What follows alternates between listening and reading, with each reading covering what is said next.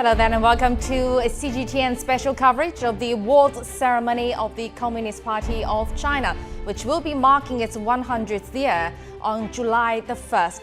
And today's ceremony will see outstanding members of the party receive July the 1st medal for the first time. It's the party's highest honor given to those who have made outstanding contributions in areas such as reforms, construction and poverty eradication. And nominees for the medal will soon depart for the Great Hall of the People in Beijing, where Xi Jinping, General Secretary of the CPC Central Committee, will present the medals and deliver a speech.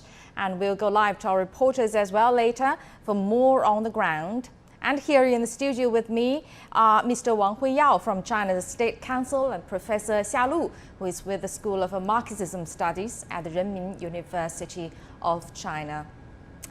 Before we get to all that, let's take a look at what's the July the 1st medal and what are the selection of criteria. Our next report explains. As the Communist Party of China marks its 100 years, it's created a special honor for outstanding party members. The July 1st medal is the highest honor in the party. In 2017, the party issued measures on granting this honorary medal in accordance with the regulation on establishing and improving the honor and reward system of the party and the nation. The regulation was approved by the Political Bureau of the party's Central Committee back in 2015. Eligible candidates should have made outstanding contributions to building socialism with Chinese characteristics, as well as to the party's construction. Their contributions should cover efforts on multiple fronts, from building a moderately prosperous society, eradicating extreme poverty, to others made for China's revolution, nation building, and reforms. Nominees should also have high moral standards and have created invaluable spiritual wealth for the people. Their work should have a profound influence on and be recognized by the Chinese society. The award will be granted every 5 years to celebrate the party's major anniversaries. This year, 29 people have been selected as the first recipients of the medal. They're from different ethnic groups across the country. As dedicated party members, they have remained dedicated to serving the people, with many staying at grassroots positions for decades to help communities. And some are honored posthumously after having lost their lives in fighting for the greater good for the nation. 高一鸣 CGTN. All right, now for more on the awards, we are going to be joined in the studio by Mr. Wang Huiyao, as we introduced, and Mr. Professor Xia Lu as well. Professor Wang, first of all, how great or how necessary is it to grant this July the 1st medal to the outstanding members? Well, I think it's really a great occasion, at this centennial celebration of CPC in China. And it's really great to take back at what has contributed, what are the lively members of its party who have actually contributed significantly to the development of China and also to the, to be the moral model of China. So I think that this is the first time that they have actually established July 1st medal. I think it's really a great, application to all those people that selected from this 90 million. What does it mean to people who don't win this medal? Do you think to the other party members and to the mass population as well? Well, I think that there are several layers of a medal, but I think this is the highest of July 1st medal, which are awarded to the party members, which I think serves as a very good inspiration, but also stimulation to the massive general party members as some moral leaders to look for, and also they have actually contributed significantly in their own respective area, but also they have made a spiritual contribution as well. I mean, enriched the inherent the spirit of the CPC, but also by all those concrete measures, actions, contributions, even sacrifices that they made. So it's really a great... Especially sacrifices. Especially sacrifice. I think, we need that kind of spirit for a country to move on. We need some, good examples of that. Those are great exemplify great figures. Especially where facing a kind of difficult time. The pandemic is still prevailing in other parts of the world, and we're still tighten the control measures here in China as well. Professor Xia, who are these people who are qualified for this July the 1st medal, and how were those people nominated? Well, in preparing for this kind of interview, I just studied the profile of these 29 candidates. I kind of find that they share the same quality that they insist. They have the spirit of insistence, they have the spirit of perseverance, and they have the spirit of responsibility, and they are loyal to not only to the nation, but also dedicated to the party's great cause, not only for the Chinese people, for their kind of local community, but also for the entire Chinese nation, the further development. So well, they share this kind of spirit. Yeah. How were they selected then? Well, and these 29 candidates, they are the kind of the receivers of these highest honors. But when we look at, when we kind of type the so-called two outstanding and one this kind of distinguished this term in the search engine, we can find that in local the party committees in the previous weeks, and this kind of local committees and the grassroots cells, they have already awarded honors to numbers of people who have already made contribution to this kind of thing. So I think the local committee or local this kind of cells, they're just selected step by step, and they just kind of promote these candidates to the highest level. Yeah. Well, Professor Wang, I noticed that they are heroes in different backgrounds, different fields of working or fighting even. But there was no officials in this list. Not really, but I noticed one that maybe retired one. That is Liu Guijin from our old friend. He used to share his experiences of that's right. China-Africa cooperation. He used to work with the Ministry of Foreign Affairs, but also he worked extensively in the China-African development. But he's a different kind of official. I mean, in terms of official, I refer to a party official or political official. Yeah.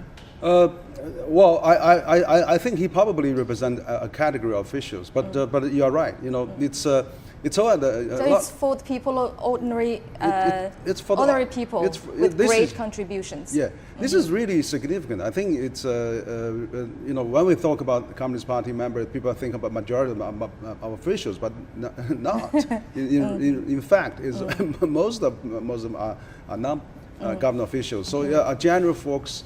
But they are dedicated. They have share some, you know, good spirit. They have really have a moral value. They have really do the good for all their lives, and that's not easy. I mean, I read so many stories there that they have contributed their lives to the cause of the country, to the prosperity of the country, and to lift 800 million people out of poverty. So there are many people like that, and that is really the ordinary folks we should focus on. They are also party members, but they are also representing a lot of great values of Chinese. You know, history, culture, and Chinese, you know, abundant cultural heritage. I think that is displayed fully in their that actually reflects the spirits of the CPC, the Communist Party, from the people and back to the people, return to the people. We're talking about these ordinary heroes. When they are heroes, they are not ordinary as well. We have to talk about the structure or the feature of party members. How are they same with the other people and also different from other people?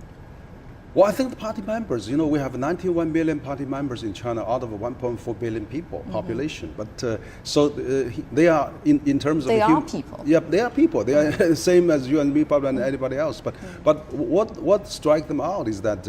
A different stage of their life, they made an application to join the party. But then once they join the party, they have to, you know, really have high moral standards to require them, and they have to really do a lot of good things. They have to sometimes even sacrifice. They also need to probably set aside some individual interests for serve the people, for serve the country. So that is kind of a patriotic, but also very traditional, reflect traditional value of China. You know, help others, do the good things, and really be really actually resilient, and but also if necessary, sometimes even willing to sacrifice. So that is really great spirit that I think not only to the Chinese party members, but also reflecting a lot of good value of Chinese people. So the party members should always stand in front of the difficulties, protecting the people behind them. All right, we'll be getting back to you, gentlemen, for more discussions. Let's learn a little more about those nominees. One nominee is Zhang Guimei. She founded the first tuition-free high school for girls in China and helped nearly 2,000 girls in remote areas get admitted to colleges. That's a great contribution indeed. And CGTN's Zhou Yue has more details. It looks like an ordinary school in China, but it is anything but ordinary. The school has an extraordinary principal. She is Zhang Guimei, 64 years old. She has no children, but thousands of girls call her mother. In 1974, Zhang, then 17, traveled to Yunnan to teach in this poor community. But soon, she found a problem.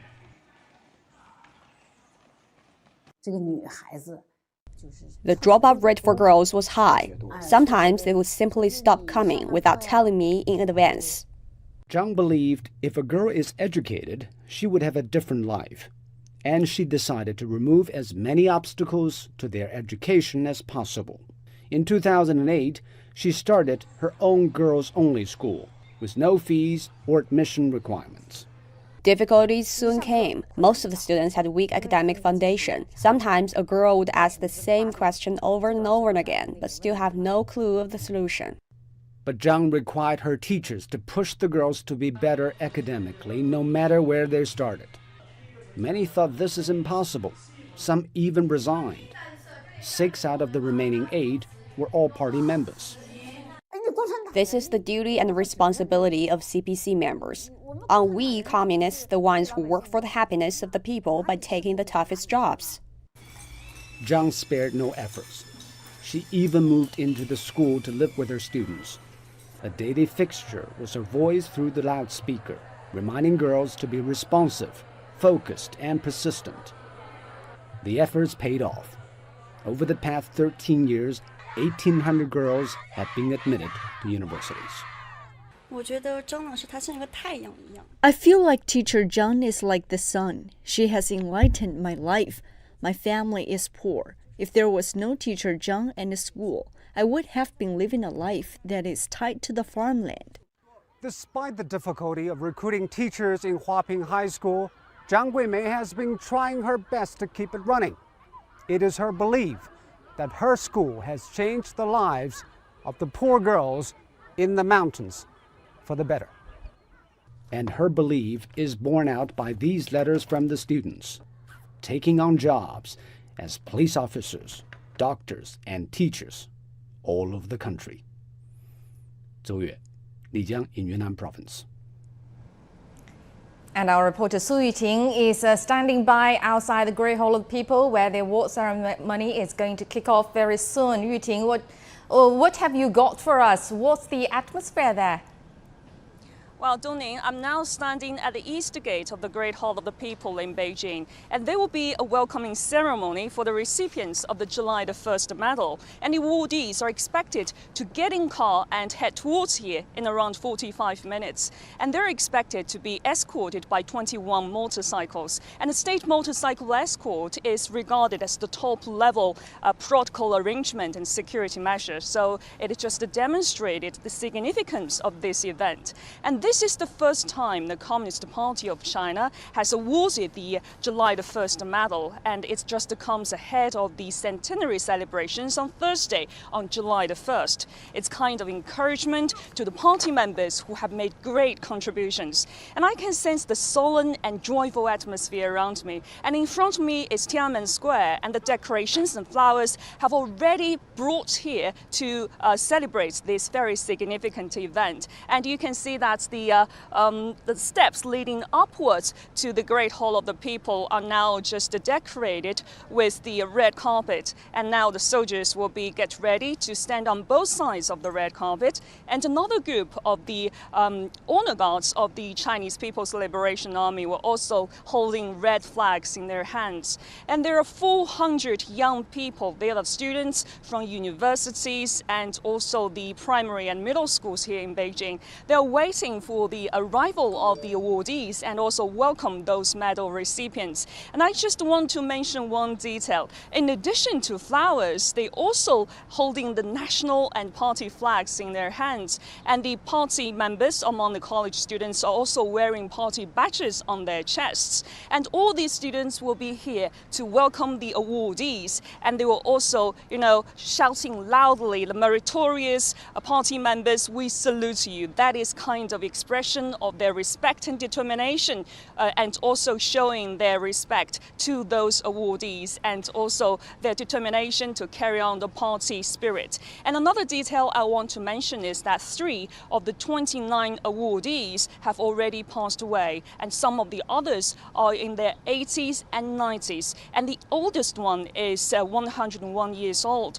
and 22 of them are here to attend the ceremony. And the most important one is that the security personnel are in significant numbers here, and the wheelchairs are also ready to ensure the seniors can enter into the Great Hall of the People without any problems. And when the awardees entered into the Great Hall of the People, they will be greeted by the leaders, and then the grand award ceremony will be held inside the Golden Hall.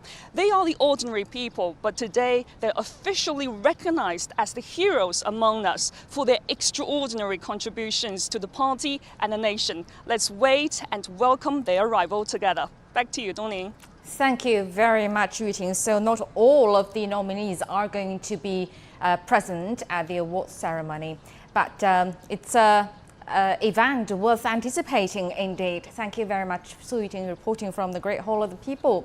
And also among the nominees for the July the 1st medal is Liu Guijin, former Chinese ambassador to Zimbabwe and South Africa. Liu Guijin brought a fresh approach to Africa's diplomatic circles at a time when it was dominated by Western voices. And he shared his stories with CGTN anchor Zhou Yue. So, Ambassador Liu, your experience in Africa was very deep and wide. You served as Chinese Special Representative for African Affairs. But I want to go back to the beginning. What is your first impression of Africa? Well, I first went to Africa in the early 70s, last century. That was almost half a century ago. The deep impression left on me for Africa is that I found that Africa, particularly in a few of African countries like Kenya, where I worked for 5 years later, they were even better developed than China. And I also know that you are friends of many of the politicians in Africa, for example, Mbeki, Mr. Mandela, and many others. What is your impression of these African leaders? They understand China from the days when China supported them in their just struggle against apartheid. The cases of South Africa is a brilliant example. For instance, Nelson Mandela and the local people called him Madiba. It was a little earlier, Mandela was having lunch with a governor from the northern province. When seeing me, well, my friend, the Chinese ambassador comes, so we end our lunch here, and we moved to his small sitting room. We chatted for almost an hour. With Africa as friends and on international affairs and international forum, China could readily get support, moral support. From Africa. So for young diplomats, my advice is that and they should pay more attention to Africa and attach more importance to Africa. To work in Africa is a good place for them to gain experiences and to develop friendship. Now let's take a look at some other key awardees on the list. Nominees of the July the 1st medal for this year come from different walks of life. Wang Zhanshan is a veteran soldier and CPC party member who participated in multiple battles during China's Civil War in the late 1940s. He fought courageously as a volunteer soldier in the war to resist U.S. aggression and aid Korea in the 1950s. Wang also joined China's defensive counterattack against Vietnam in the 1970s. Mehmet Jean Wumer is being awarded for his fearless efforts to fight terrorism, separatism, and extremism in Xinjiang. He has been a leading figure on the front line, despite death threats from religious extremists. Mehmet Jean worked as a party branch secretary of Bulikai village, Yining County in Xinjiang Uyghur Autonomous Region. I'm a party member and a veteran cadre. I've always told cadres in my lesson, especially young people, how we achieved a time of happiness. It didn't come easily. This result was achieved under the correct leadership of the party and through the hard work of people of all ethnic groups. Wu Tianyi is a Tajik cardiovascular expert and medical researcher. He was in charge of formulating medical procedures for high-altitude disease prevention and control. His efforts helped 140,000 workers who were building the Qinghai-Tibet Railway. The 87-year-old is also a scholar with the Chinese Academy of Engineering. When choosing where to go, I'd ask which place is higher in altitude and which place is more remote, or is the most remote of all, and I would go there. Shi Guangying is a key figure in the building of a green Great Wall on the edge of Maowu Desert. Shi has dedicated his career to desertification control and forestation in China's west and has helped locals out of poverty via new business models. He was a former CPC party branch secretary in the Shilisha village, Shanxi province. Lan Tianye is a renowned Chinese artist. The 94-year-old is a former actor and director with the Beijing People's Art Theater. He contributed to dozens of well-known plays, including The Metamorphosis and Tea House, originally scripted by Cao Yu and Lao She, two famous Chinese playwrights. Lan was awarded National Outstanding Communist in 2016 for his profound achievements in art. I was deeply impressed by Chairman Mao's works, including on coalition government, on new democracy, and China's two possible destinies. After the victory of the war of resistance against the Japanese aggression, China would have a different destiny. What path did China take to end nearly a century of foreign invasion and enslavement? The path led by the Communist Party of China. All right, now let's get back to our studio guests, Mr. Wang Huiyao and Professor Xia Lu. Well, we've seen some of the introductions to the July the 1st medal nominees, and the people nominated for this award range from war veterans to people who helped end extreme poverty. But one thing they share in common is their perseverance and dedication, as we just discussed. So during the whole development of the CPC, how important is this spirit of perseverance and dedication, Professor Wang? Well, I think it's very, very important. Actually, you know, no matter it's a country, it's a nation, or it's even a family. We need a spirit. We need some kind of a backbone, values and spirit. I think so. That is really important. That since the 100 years centennial development of CPC, you see the spirit of dedication, spirit of serving the people, spirit of sometimes for the good of the whole society is always there. I've been asked by some friends from other countries that how can China, led by CPC, accomplish so many mission impossibles? Mm-hmm. Absolutely. So that is one of the answers to that, is because first of all they have a vast number of party members, 90 million of them, largest party in the world probably. But also, most importantly, this party is with a dedication, with a mission, with a value, but also more important, with a good spirit of serving the people. I think that is really, in real terms, not just a slogan. So people do all the good things, people really helping each other, people really taking care of their, their society members. People are really thinking, let's for the for the collective of the prosperity of the country. So that's why China can achieve so many results, and also party can mobilize the society. It's by having those large, first of us, dedicated party members. I mean, they are setting examples for the society in doing the good things, in really fulfilling their duties, responsibilities. They are really, they have a moral standards for that. So I think this is very important. Of course, you know that China doesn't really have very other things, but this kind of spirit guidance is important, because I think it's largely encouraging people to do the good, encouraging people to really serving the people, the country, and of course helping others. I think the example we have in the awardees we just see are really great examples. They're working in the rural areas. They are helping. Yeah, they're working in Africa. They are working in all those different fields. So also all walks of life.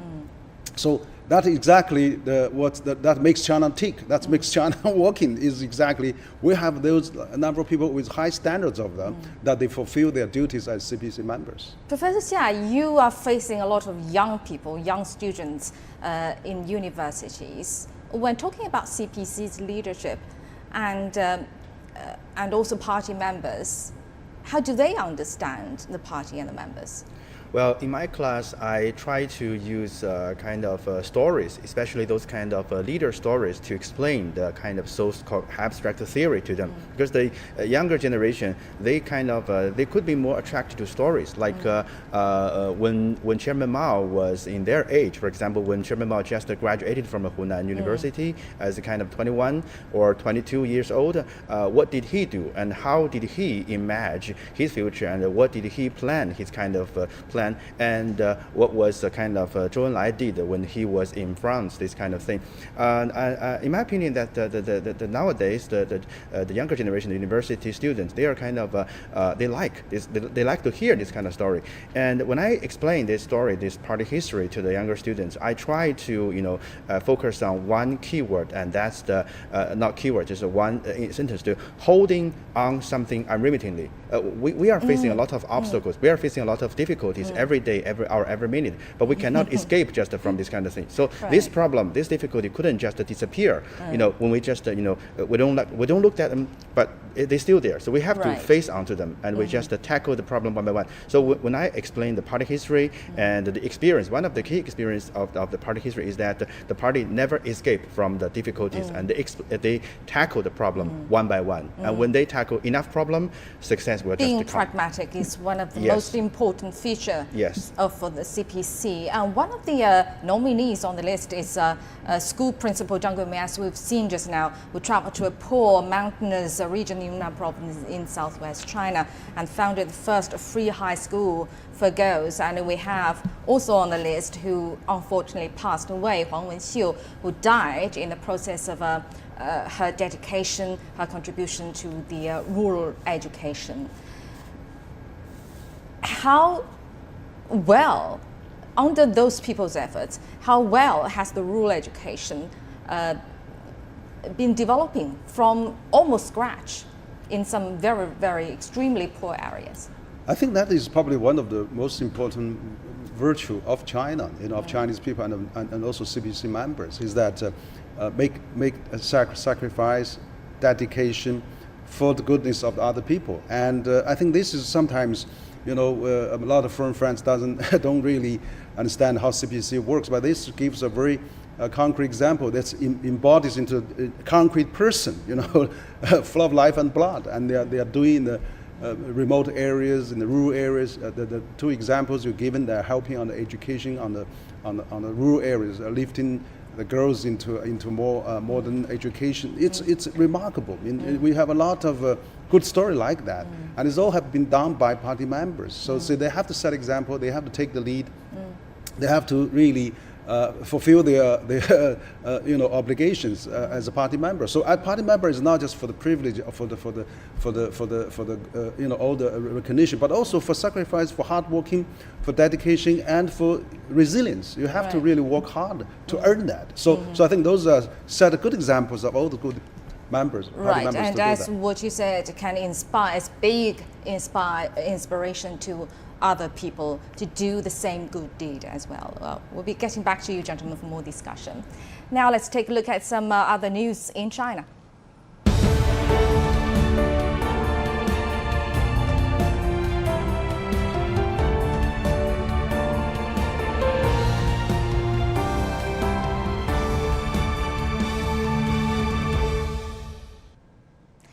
Chinese and Russian leaders have said the two countries are extending a 20-year-old cooperation treaty.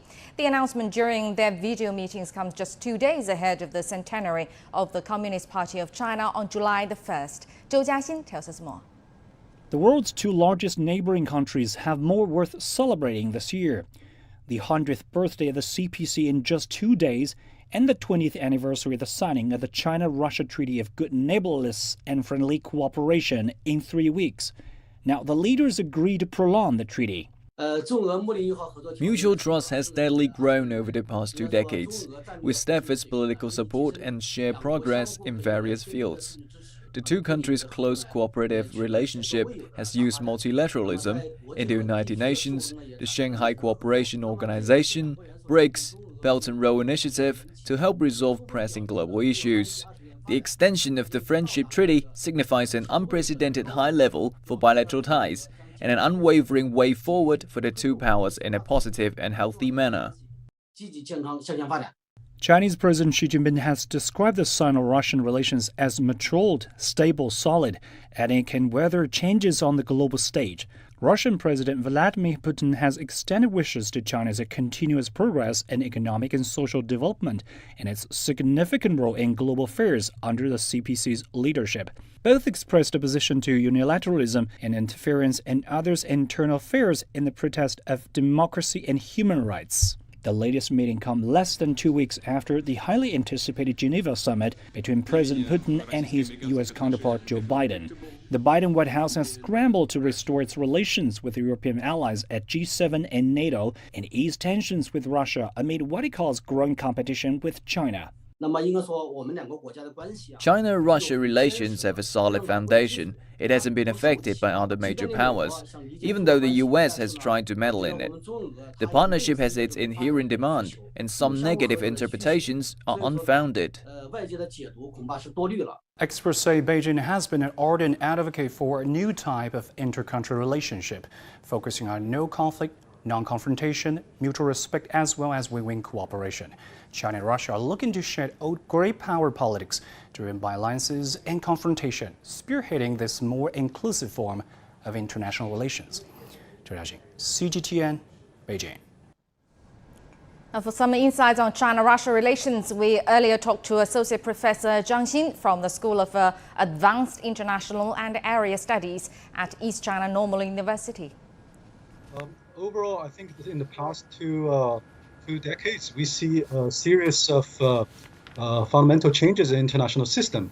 Diffusion of power, loss of moral high grounds of Western liberalism, U.S. hegemony.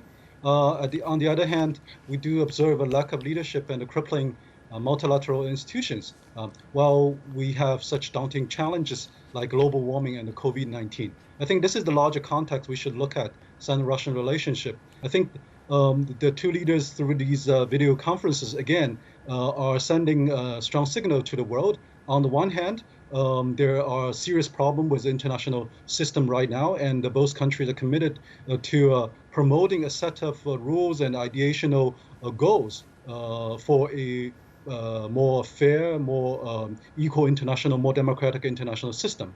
On the other hand, I think there's something significant in the recent statements from national leaders. We see a shift from a more reactive attitude towards international context, gradually to a more proactive attitude between China and Russia's collaboration. We see more and more convergence and coordination from both countries to provide new ideas, engage in more ideational collaborations, and possibly to provide more public goods on a global level from China and Russia. I think that's the important message delivered through this video conference and a similar context from the top leaders of China and Russia. And the world's second largest hydroelectric power station after the Three Gorges Dam has begun operation in southwestern China. President Xi Jinping sent a letter of congratulation as two of the generating units at the Beijing Dam went on stream. And he described the project as one of the world's most technically challenging and stressed its importance on transferring power from the relatively less developed western part of China to the highly industrialized east. And he also highlighted its role in helping the country to achieve its targets for peaking carbon dioxide emissions and carbon neutrality. Da Kai-yi tells us more. This hydropower station right here behind me is currently the world's second largest, and on top of the list, of course, is the Three Gorges Dam in central China's Hubei province. And the Beihaitan Dam currently has a capacity of 16 million kilowatts and is able to generate more than 62 billion kilowatt hours of electricity a year. And it's worth mentioning that the dam is equipped with the world's first 1 million kilowatt power units. And I have to say that those units are 100% domestically designed, manufactured, and installed in China, which is why the engineers in charge of the construction have been saying that this level of achievement, it's enough to put China to the top of the Mount Chomolungma in terms of the hydropower equipment manufacturing. And the Beihaitan Dam officially goes into operation and start generating power from today. And of course, we're only talking about the first batch of power units going into service, and they are unit number 1 on the left bank and number 14 on the right. As one of China's major projects for transferring power generated in western regions to the east, the power generated by the first batch of power units this time around will mainly go to the eastern provinces of Jiangsu and Zhejiang, about 2,000 kilometers away from the dam. And for the station to run at full capacity, we'll have to wait till this time next year. By then, the dam's total generating capacity in a single day will be enough to meet the electricity consumption needs of 50 million people. Well, the dam here is meant to be part of the world's largest new energy corridor, and when it goes fully operational, it's going to be able to reduce carbon dioxide emission by more than 50 million tons each year. And that's definitely going to be a big step up for China to peak its carbon emissions and reach carbon neutrality by the middle of the century. CGTN, Liangshan Autonomous Prefecture, Sichuan Province. Now, the Beihaitan hydropower station is located downstream from the Jinsha River, which is in the upper stretches of China's Yangtze River, bordering the provinces of Yunnan and Sichuan in the southwest. After more than a decade of research and prep work, construction began on the main section of the Beihaitan Dam in August 2017, and completion of some parts began in June last year, and the station was officially established in February this year. The first filling of the dam began on April the 7th. And Beihaitan is said to be equipped with world-leading technology. It has a capacity of 16 million kilowatts, just second in the world after China's Three Gorges Dam. And the scale of its underground grottos is said to be the largest in the world, with a total length of 217 kilometers.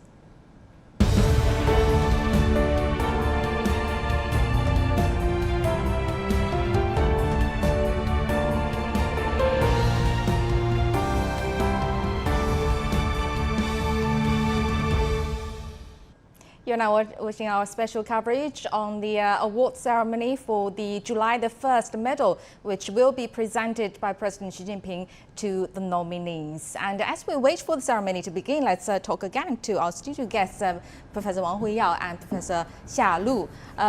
Professor Wang, there are ethnic nominees, as we mentioned, as we noticed on the list. Ethnic minorities have been nominated are Ting Ba-Tia from Inner Mongolia, and Wu Tianyi from Xinjiang, and Droka from Tibet.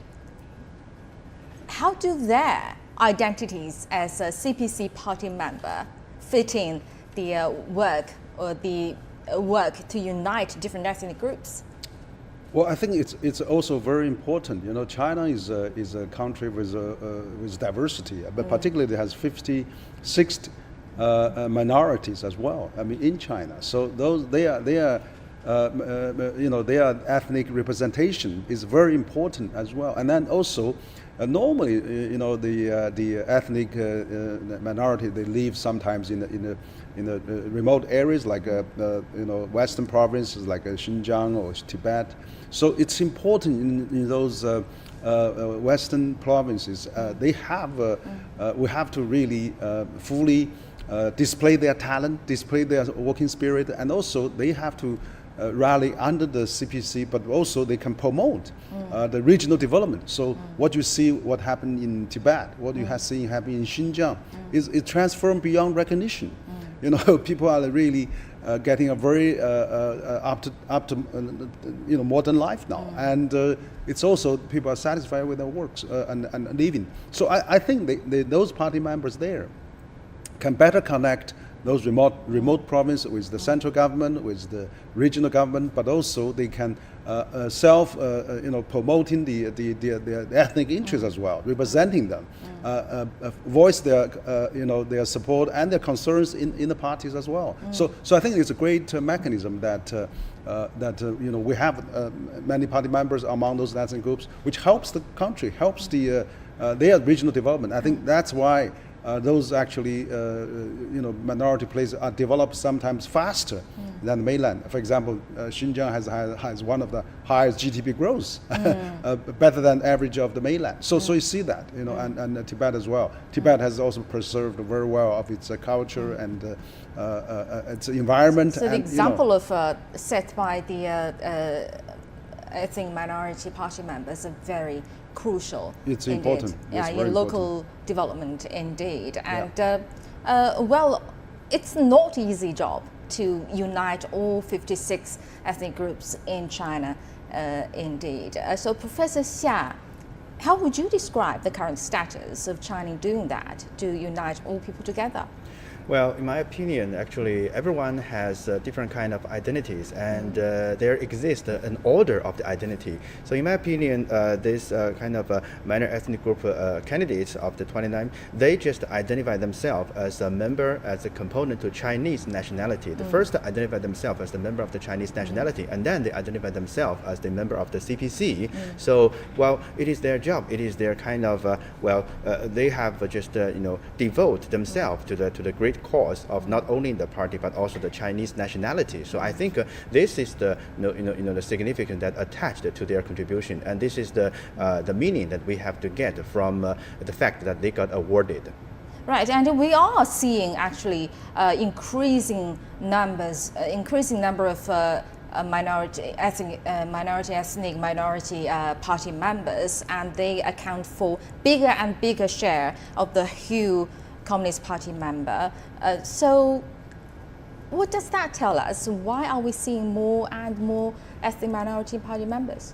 Well, I think this is very significant, very, very important, because Communist Party is in charge in China, is the power that governing the country, is the leading force in China as well. So we have more minority members into the party, which shows a great representation, a great to let them function in big events. We have to leave it there. We are seeing that the medal nominees or the awardees are passing the Tiananmen Square, and they are soon going to arrive at the Great Hall of People and receive the award from President Xi Jinping in a moment, which will give you a live coverage. And let's continue our discussion with the studio guests. The people on the list actually, as we mentioned, has a big variety of working fields from soldiers, veterans, to people working for science and technology, for instance. Environmental contributions are also being awarded. For example, Shi Guangyin, one of the awardees, has worked to beat back desertifications through forest management. So in general, how important does his work fit in China's high quality development? Very important. I think the 29 candidates selected for the awardees are absolutely well chosen, because they are representing minorities, they're representing different walks of life, rural areas, but also representing those new areas like as environment. we speak, we're also seeing that the awardees, the bus carrying the awardees are approaching the Great Hall of People. And they're going to arrive at the Great Hall of People very soon and receive the medals, the July the 1st medals from Chinese President Xi Jinping. Altogether, 29 awardees are going to be awarded with a medal.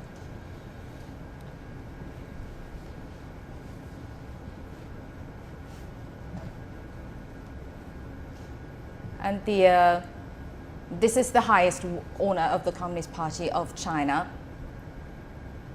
And as we can see that the camera is zooming in on Tiananmen at the Gate of Heaven and Peace, and also we are seeing children waiting to welcome all the awardees. This is in the front of the Great Hall of the People.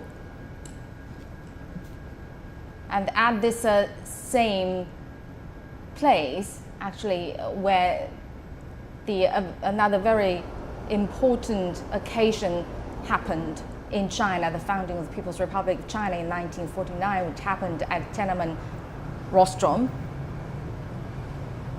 In the hearts of many Chinese people, Tiananmen stands for the bravery and perseverance of the Chinese people in fighting for their freedom, for the country's independence. And in modern development, the people represented by those awardees are fighting hard for their own happiness and for the strong development of the country.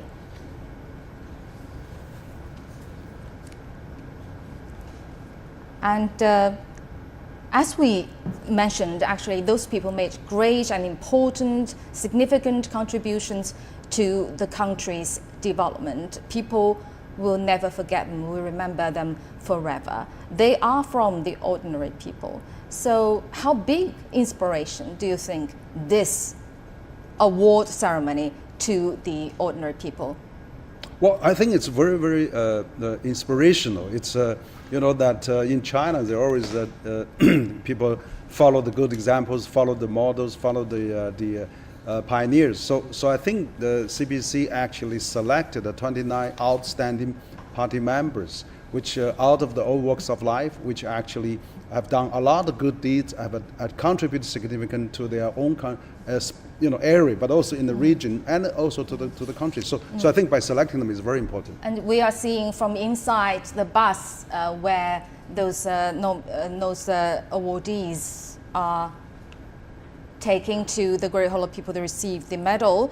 Among them, I saw Ma Maojie, who was born in 1935, joined the Communist Party of China in 1954. And when she was 14, very heroically, she became a heroine in the Yangtze River crossing campaign during the War of Liberation. And the bus is still crossing over the Chang'an Avenue to reach the Great Hall of the People. And another recipient on the bus is diplomat Liu Guijin, as we mentioned, is an old friend of Professor Wang and to us as well, who worked nearly 40 years promoting friendship and cooperation with Africa. Well, first of all, how much do you think China has achieved in that regard? Well, I think it has achieved enormously. I mean, there are 55, 56 nations of African China has worked a long way back. Actually, I remember my father actually worked in the Tanzania-Zambia Railway 50 years ago. So it's incredible that this China-African relationship is developed well. I think by selecting one ex-officials working in the development of African shows China still attaches great importance for party members to work internationally with different countries, and particularly to supporting and add developing countries. That's where Mr. Liu has actually all his life has mostly involved in African countries. It's how lucky it is that we have so many outstanding members of the CPC and also other ordinary people making contributions to China's development. Well, let's take a look at how this event has been formed. In order to mark the centenary of the CPC Central Committee has decided to award the July the 1st medal for the first time. And in accordance with the intra-party award regulations, medals and honorary titles released by the CPC Central Committee in 2017, the July the 1st medal, which has been initiated by the CPC Central Committee, represents the highest honor of the CPC. In general, it will be granted every 5 or 10 years to celebrate major anniversaries of CPC. So this is the first, but not the last. It is going to be a regular event. And the candidates for the July the 1st medal must meet 4 requirements. We mentioned how people are being selected, or how the awardees have been selected. They have to meet 4 requirements. They must adhere to firm ideas and convictions and be loyal to the party. They must strengthen their consciousness of the need to maintain political integrity, think in big picture terms, follow the leadership core and keep in alignment. They must enhance confidence in the path, theory, system and culture of socialism with Chinese characteristics. And they are still on the way on the Chang'an Avenue to the Great Hall of the People. This is also the most significant day, one of the most significant days for themselves, I think. And those people are selected because they have made outstanding contributions to China's revolution, construction and reforms, as well as the building of a moderately prosperous society in all respects, and the battle against poverty and great new project of party building. And they should be, they are role models in terms of morality and conduct, and should have created precious spiritual treasure, and they have significantly influenced the party and whole society and received high praise. Comes to the mention of selection process of the July the 1st medal, it followed a correct political direction and also sound political criteria, and it will also focused on achievements, followed principle of openness, justice and equity, and strictly implemented the selection procedures, which included nomination, preliminary review, examination, deliberation and public announcement. And also I saw some comments on the internet after those public announcement of the list, and especially some young people. I can judge they're young people who are not very familiar, probably not familiar with CPC or the function of CPC or function of CPC members. They say, oh my God, I didn't know that those party members actually, they did a brilliant job at their respective fields. So is it necessary for those young people to get educated? Well, I think it's so important that when they look at CPC. This award ceremony is a very fine form of education to the young people as well. It's a great ceremony. It's a great display of the good spirit of those model CPC members. But it's actually put into that in person. When people look at not only in China young people but also around the world, when they look at CPC publicly, they think of just the party government. But here, individual members, concrete person with life and blood, and actually they are really making great contributions. With life and blood, because when we talk about or mention CPC members to especially young people, they would think this abstract concept, and now they are being presented as very solid individual with solid achievements. Well, one point I would like to add is that if you want to educate the younger generation, we have to tell them, according to this kind of 29 candidates, that these 29 candidates, they don't do this. They don't do this for the award. They do their job for what they have to do. They do this for what they what they're supposed to do. This is their job. So they are ordinary people, but they are also heroes, because when you do something special, when you insist on doing this kind of thing for more than 3 decades, 4 decades, and then, well, the society will recognize the contribution and will attach the significance to this contribution. So this is what we need to educate our younger generation, because too much they are hoping for focus, too much they are hoping for to get noticed by the society and other people. But they lack some kind of experience of to do their the real job, to do what they are supposed to do. Yeah. So those ceremonies, this ceremony is very important and very inspiring as well. And actually, this medal is the 5th in China's highest order of honor system, in addition to the Medal of the Republic, which is very important as well. And the 1st medal, mainly to the Army, and the Friendship Medal to the foreign talents working in China, and national titles of honor as well. And people must be very curious about this medal, as the buses that carrying the awardees are passing Tiananmen Square. The medal, it has been made through more than 10 processes. Can you imagine that? 60% of them are handmade ones, and the main colors are red, gold, and white. It is crafted by using cold pressing, filigree inlay, and colored silk brocade, etc., with the elements of party emblem, of course, and 5-pointed star, flag, monument, and light, and sunflowers, and mountains and rivers, and propitious clouds. And the party emblem embodies the party's leadership and core status. The 5-pointed star symbolizes the lofty ideals of communism and passing of the fire.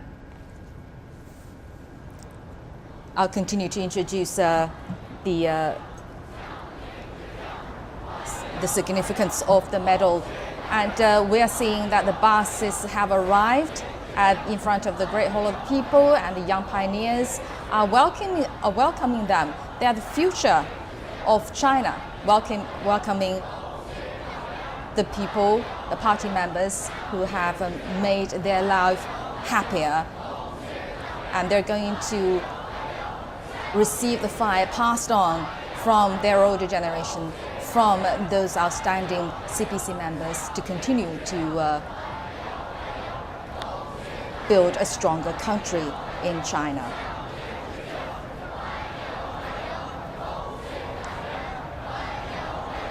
And the awardees are stepping out of the buses now, entering the Great Hall of the People, and they're going to be awarded with the July the 1st medal by President Xi Jinping.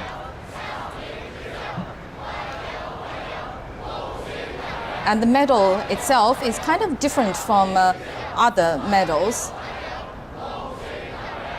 There are, as we mentioned, the party emblem, 5-pointed star, flag, monument, and light, sunflowers, mountains, and rivers, and propitious clouds. And the monument and light symbolizes the close unity of the party and the country around the party's center. And the mountains and rivers reflect the ideas of party members, and the propitious clouds imply the prosperity and harmonious development of the motherland. And the flag imply under the leadership of the party, will strive forever for the realization of revolutionary ideals. Different from the metal medal chain of the national medals and the national honorary medals. The July the 1st medal uses fabric ribbons and sunflower light, starlight, and other elements, as we can see. We'll see in just now. And this is Ma Maojie, one of the awardees of the medal. She was born in 1935 and joined the Communist Party of China in 1954. And when she was 14, she became heroine in the Yangtze River crossing campaign during the War of Liberation. She crossed the river 6 times under a hail of bullets and successfully sent 3 People's Liberation Army units through the river. And here comes Wang Shumao, who has been named as a guardian of the South China Sea. The 65-year-old man is the deputy head of the militia in Tanmen Township in the southern province of Hainan. He has been a member of Communist Party of China for 25 years already, and over the decades Wang has participated in the construction of Nansha Islands and trained civilian forces to safeguard China's territorial integrity and maritime rights in the South China Sea. And we can see that those awardees are given the highest salute, the highest protocol by the nation. And senior officials are going to receive them at the entrance of the Great Hall of the People, congratulating them for receiving this award.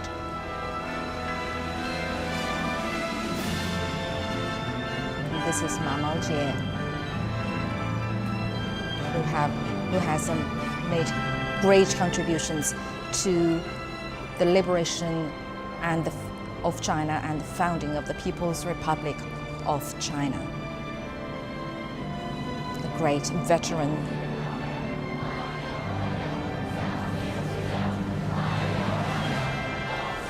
And this is Wang Zhanshan. He's a former advisor of the Anyang Military Division in Henan Province. He was born in 1929, and he was also deputy to the 4th and 5th National People's Congress. He joined the Communist Party of China in 1948, and as a war veteran, Wang participated in China's War of Liberation, the war to resist US aggression and aid Korea, and the defensive counterattack against Vietnam.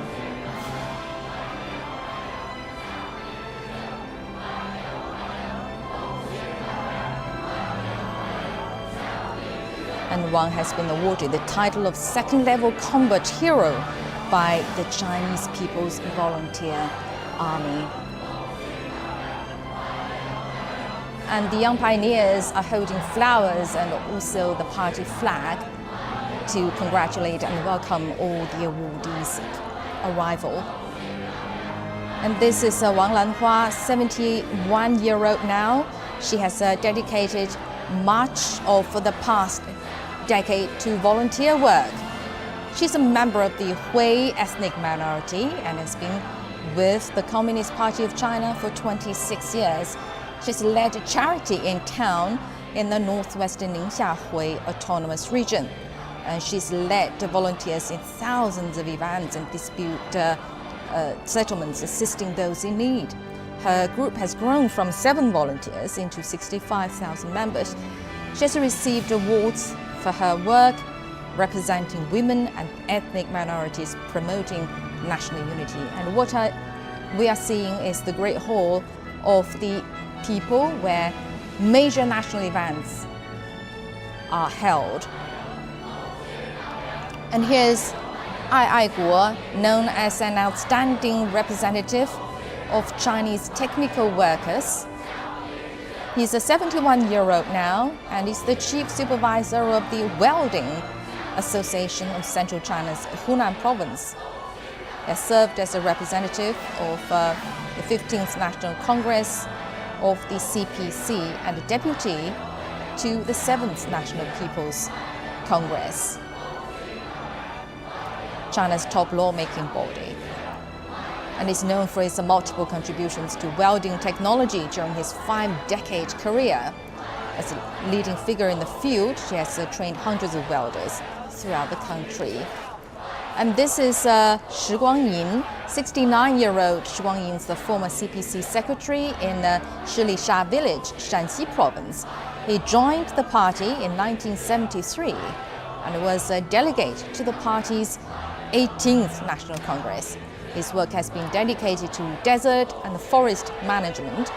One of his achievements is building what's called a green Great Wall on the edge of a Musu Desert. It was constructed over the course of 4 decades. And here comes a great artist in China, Liu Qiming, film composer, and he was one of the first symphony composers in the People's Republic of China.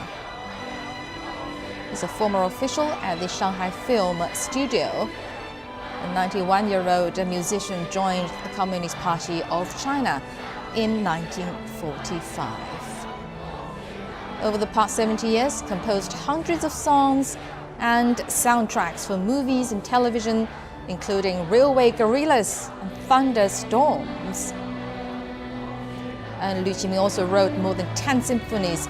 Ode to the Red Flag remains popular. He's won many honors, of course, including Lifetime Achievement Award from the Chinese Golden Bell Music Awards. And here comes Ting Batie, we mentioned earlier. He was born in 1955. He's a member of the 13th National Committee of the Chinese People's Political Consultative Conference. He joined the Communist Party of China in 1976 and has worked in pastoral areas for nearly 50 years, devoted to developing the economy while protecting the environment. Production and life of herders have changed greatly since. And the awardees that have come into the Great Hall of People are being welcomed again by the major national leaders along the corridor. And here comes our old friend Liu Guijing, who was born in 1945. He has been a member of the Communist Party of China for 50 years. He was an ambassador and worked on developing China's relations with Africa for nearly 40 years. And now in his mid-70s, Liu still plays an active role in deepening China-Africa cooperation.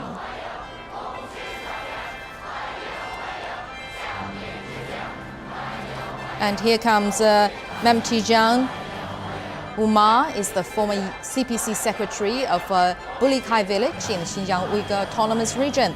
He has dedicated over 30 years of service fighting against what's been called the 3 evil forces of terrorism, extremism, and separatism.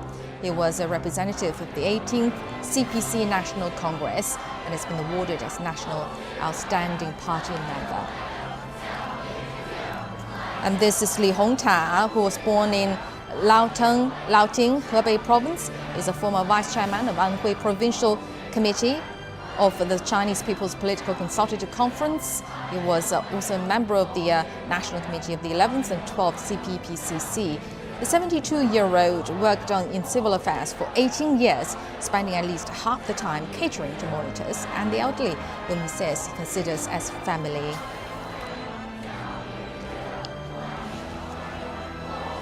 And this is Wu Tianyi, who was born in Yili in Xinjiang Uyghur Autonomous Region. He is an academician at the Chinese Academy of Engineering and a former researcher at a specialist hospital for heart and brain diseases in northwestern China's Qinghai province. The 87-year-old is known as a pioneer in high-altitude medicine in China, with over 5 decades of work in medical research.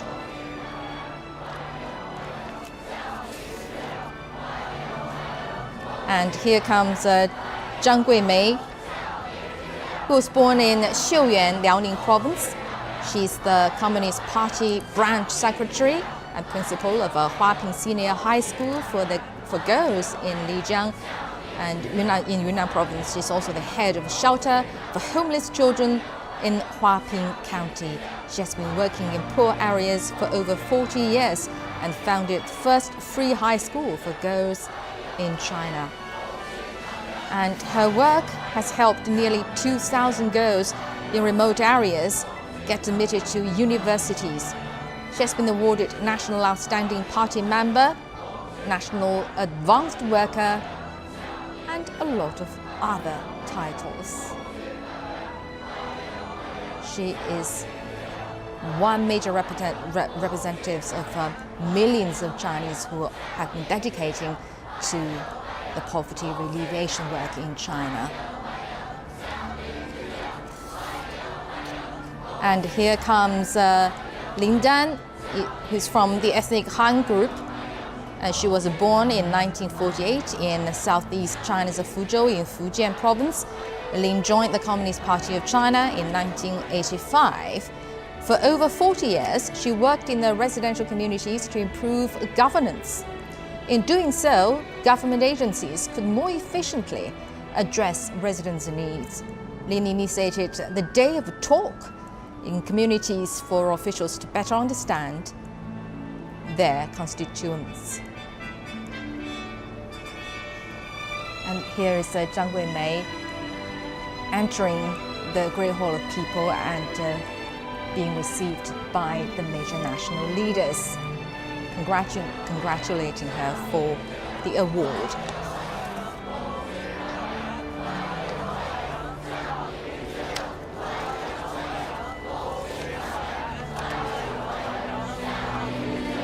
And here comes Zhuge, who is a Tibetan. Zhuge, she was born in 1961 and joined the Communist Party of China in 1996. Is a part-time vice chairperson of the Tibet Autonomous Region Women's Federation, a representative of the 13th National People's Congress. And Zhou Yongkai was born in 1928 in Beijing in southwest China's Sichuan province and joined the Communist Party of China in 1945.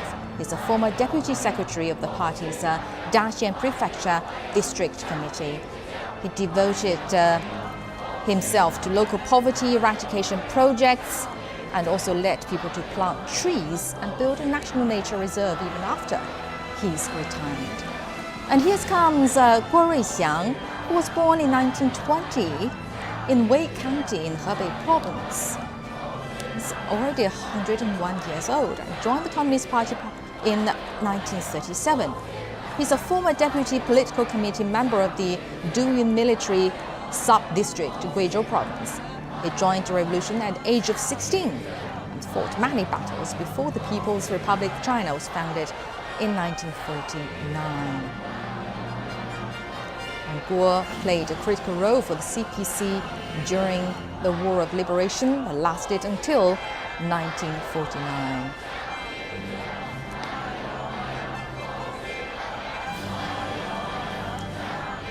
And Guo Ruixiang lived a simple life and stayed true to the principles of the Red Army after retirement. And walking up the stairs now is Huang Dafao, who was born in 1935 in Zunyi, Guizhou province, and joined the Communist Party of China in 1959.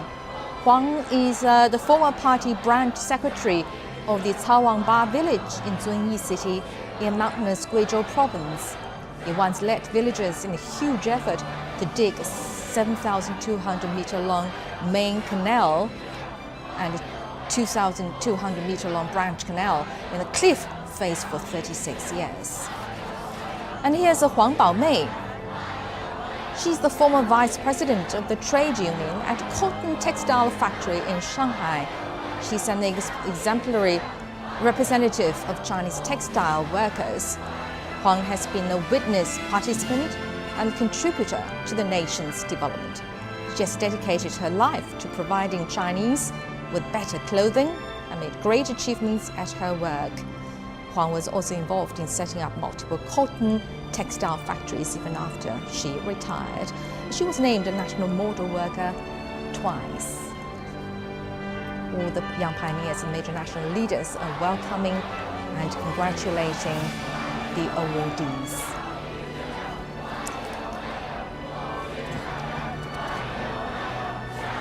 Now here comes Cui Daozhi, a former investigator at the Criminal Technology Division of the Heilongjiang Provincial Public Security Department. He was one of China's first criminal technology police officers. He's also a leading analyst of bullet marks. In Cui's 60-year career on criminal investigation, he has examined and investigated over 7,000 pieces of material evidence and analyzed difficult traces in more than 1,200 major cases. And stepping down from the bus is Lan Tianye. A lot of Chinese are very familiar with him. He's a former actor and director at Beijing People's Art Theatre. He has dedicated his life to the arts and made great contributions to Chinese dramas.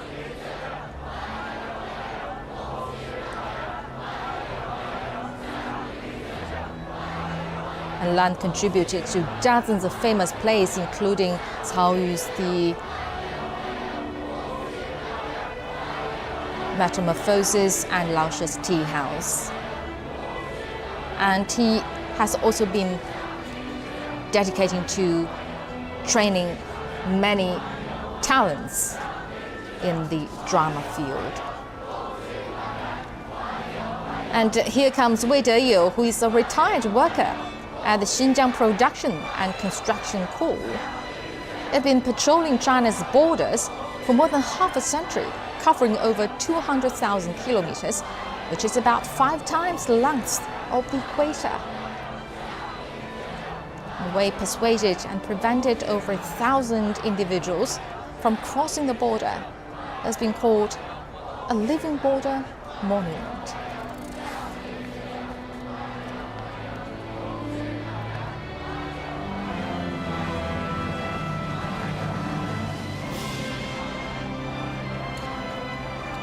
All the awardees are stepping into the Great Hall of People, where usually major, very important national events are held, like each year's 2 sessions and ceremonies like this to award the outstanding people making great contributions to China's development.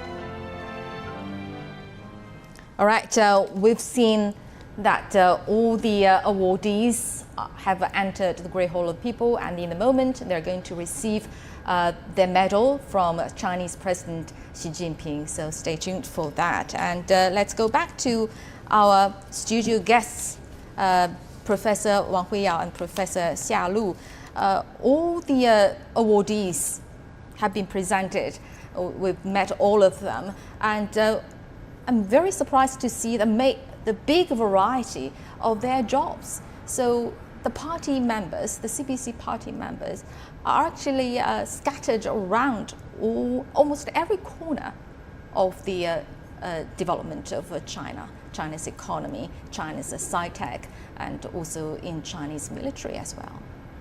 Yeah, I think this is really a great representation of the CPC party members. So there are not many officials, but they are really, true figures. They are dedicated. The persons like, average persons, but working in the remote area, coming from ethnic background, from workers, soldiers, and all walks of life. Mm-hmm. But the country, the party award them highest honor. They've been received at the Great Hall of People with such a welcoming ceremony, but also going to be awarded soon by President Xi Jinping to them for their dedication, for their deeds, for their great work for the country and for the party as well. So I think China needs that, because China is a huge country with 1.4 billion people, and then you have these 19 million party members. Set good examples, working hard and working in the field. And that's really the support the whole country to function well. That's why I think one of the key success factors China has is have such a dedicated party members. It's amazing, because the Communist Party of China is now the biggest party in the world, with more than 90 million party members. But can you imagine that it began with more than 50 party members, and when the People's Republic of China was founded, it had 4 million, and now 90 million. How does that happen, Professor Xia?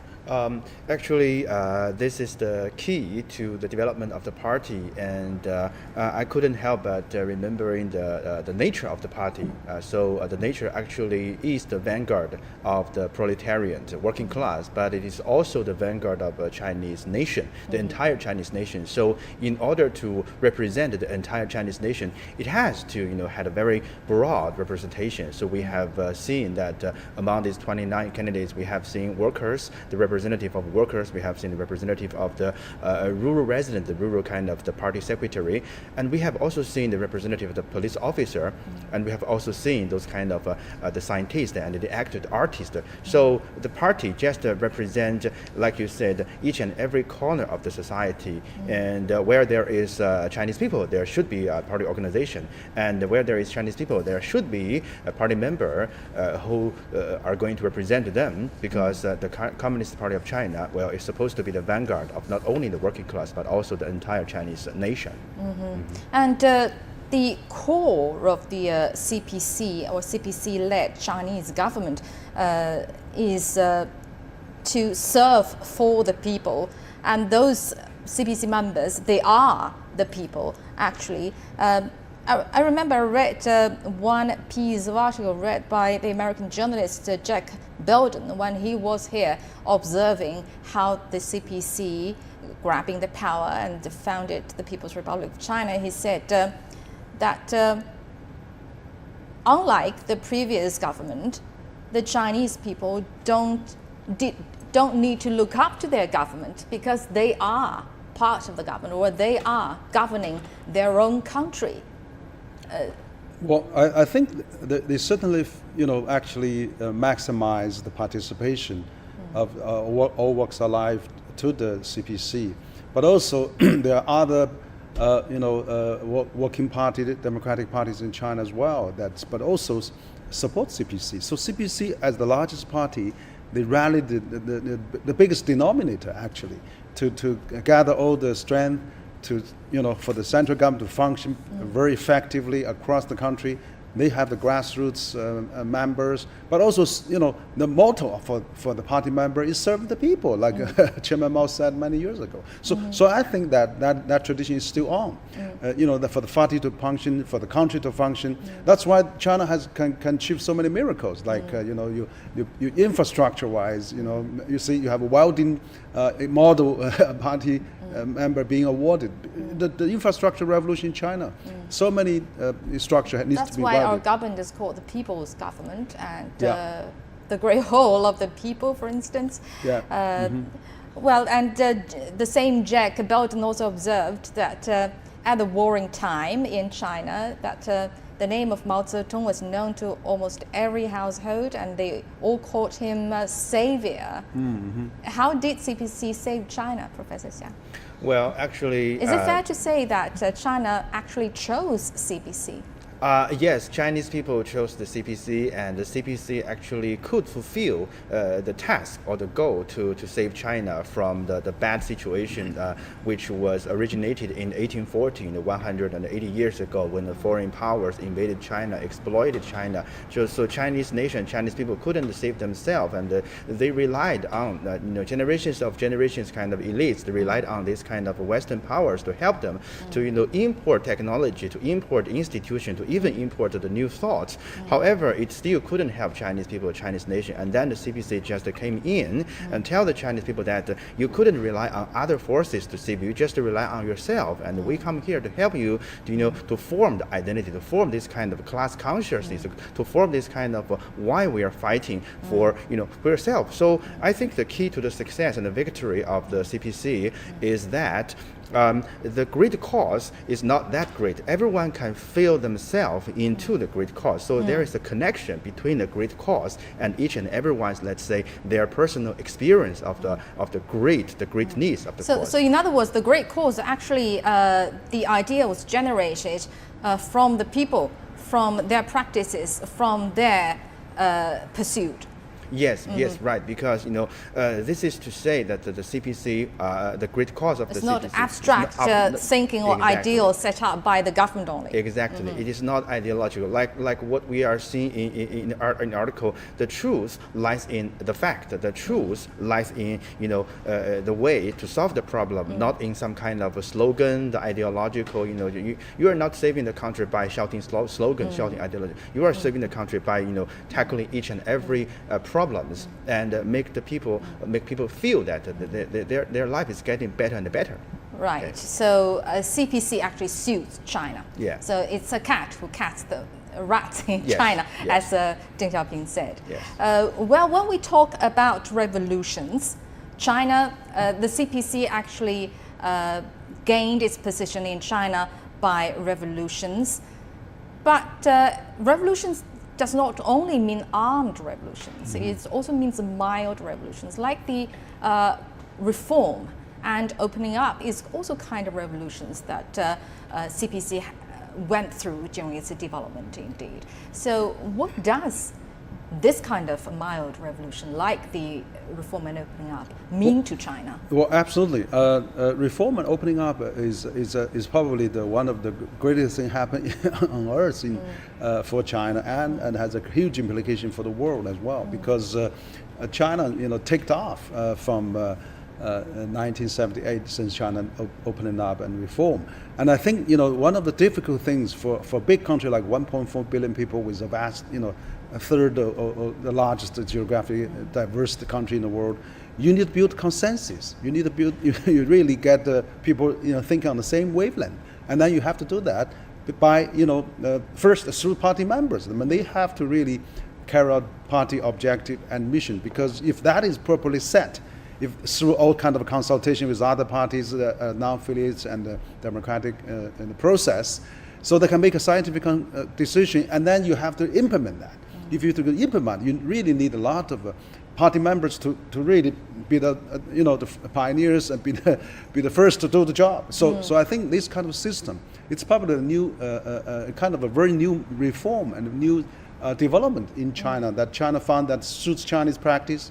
With thousands of year history, always a strong central government. But now central government with all those party members, it's something modern, right? I mean, that is really great to build consensus, to rally the masses, to really making people dedicated, also to really carry on all those transformation that you haven't seen in the modern history of mankind, particularly lifting 800 million people out of poverty. I think the party members have done a tremendously great job.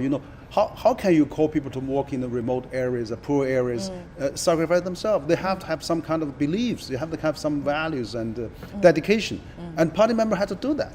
Right. So those are the really great contributions. We have to thank the people who thank not only the people who created the new China, but also thank for the people who created the new era. Indeed. I'll be getting back to you for more discussions.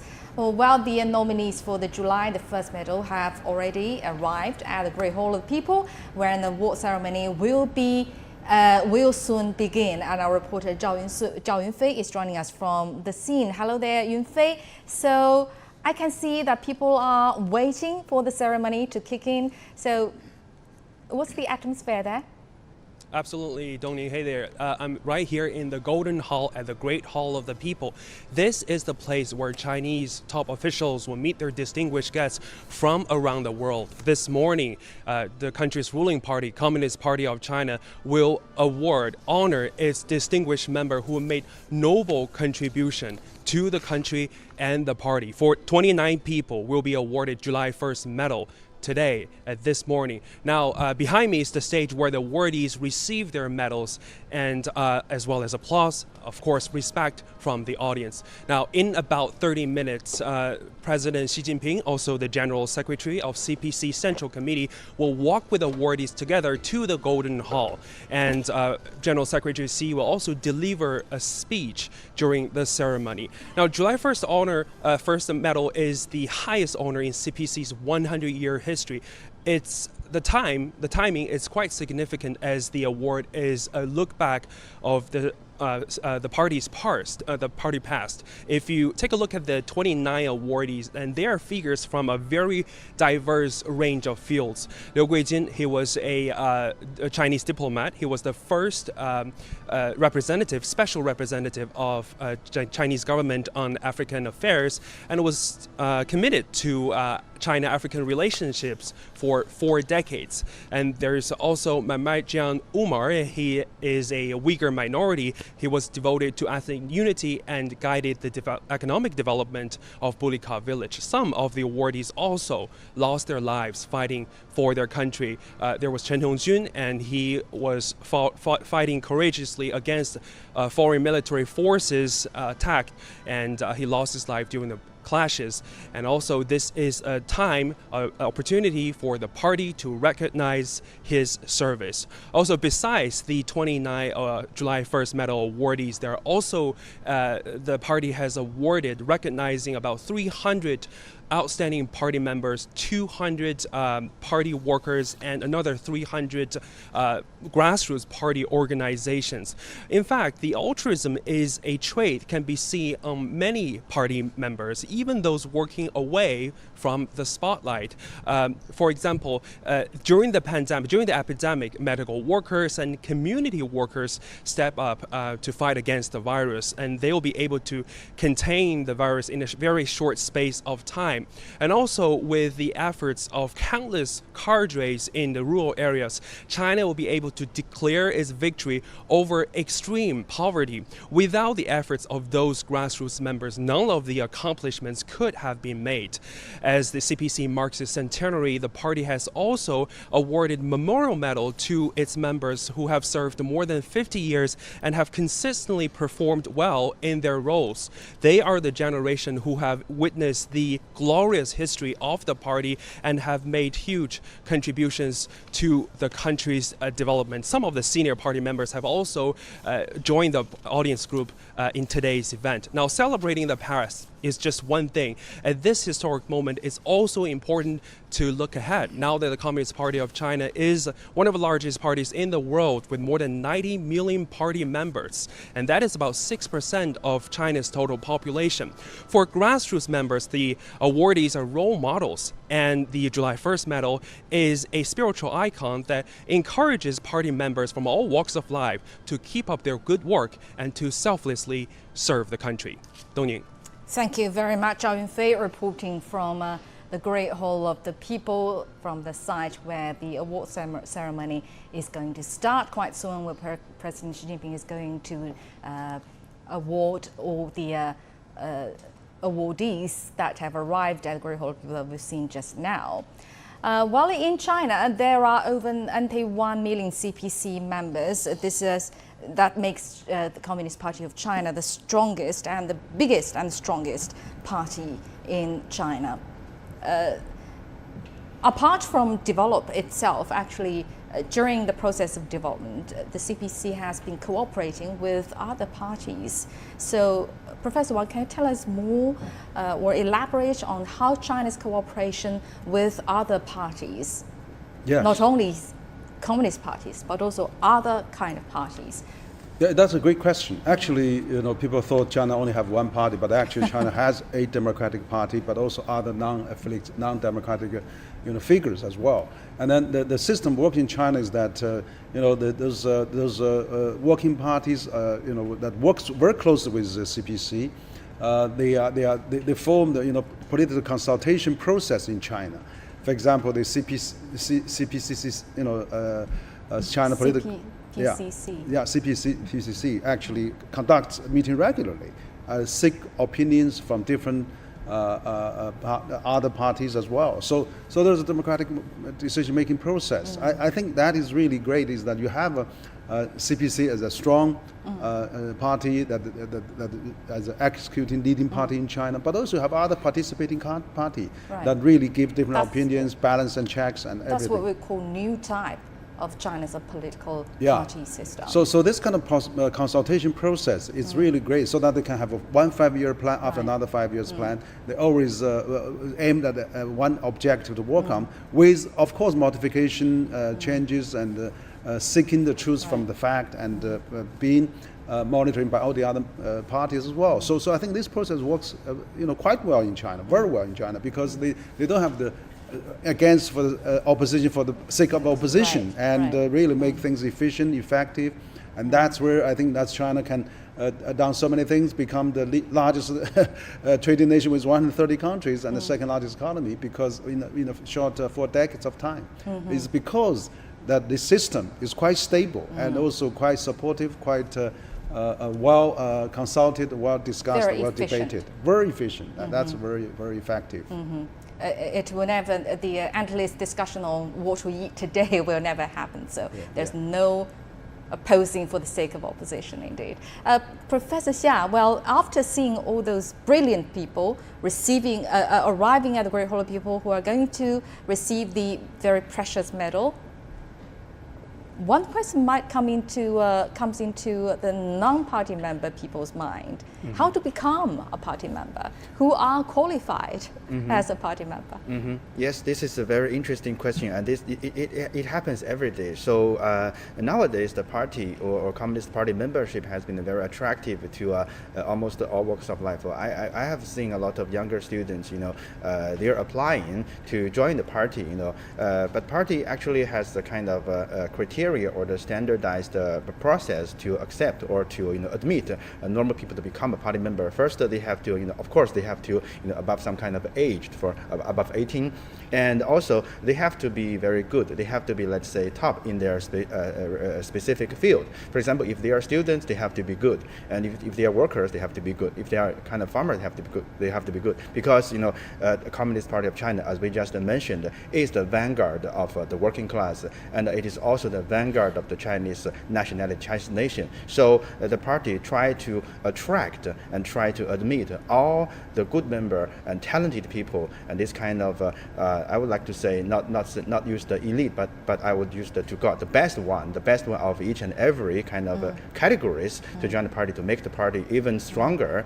And one of the other kind of factors or features, natures of the party is that the party itself does not launch the revolution to the society. The party actually launched the revolution to itself. So it clean itself, it purify itself regularly to add more new blood, new kind of elements into its body, into its organization. So we are seeing 91 million party members, but we are seeing 91 active and energetic, this kind of party members. Like one of the founders of the CPC, Chen Dushu, said when he wrote article for the New Jews, keep young while growing old. So we are seeing that the Communist Party is already 100 years old, but the party is young because party is facing the new kind of challenges in the future. So it can attract all the good factors, good elements in the society to the party.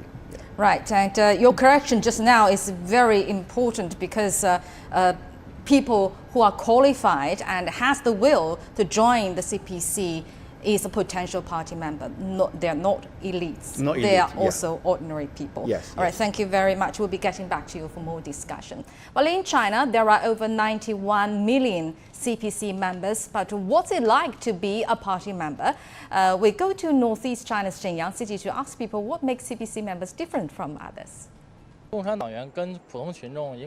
don't think there are many differences between CPC members and other people, but compared with ordinary people, CPC members work harder.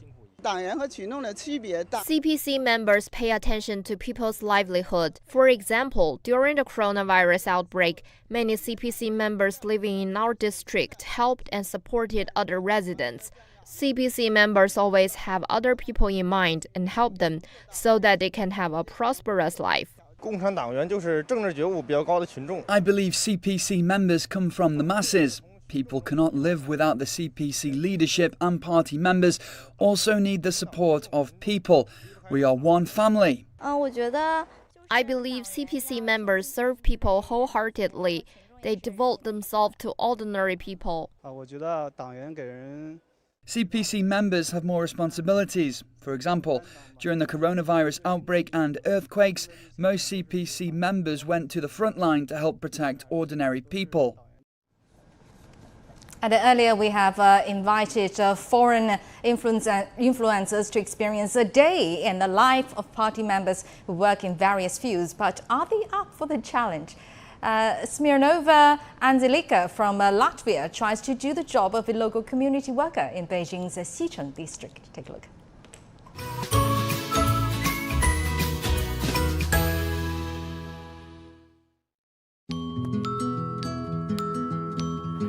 Woo! It's a beautiful day.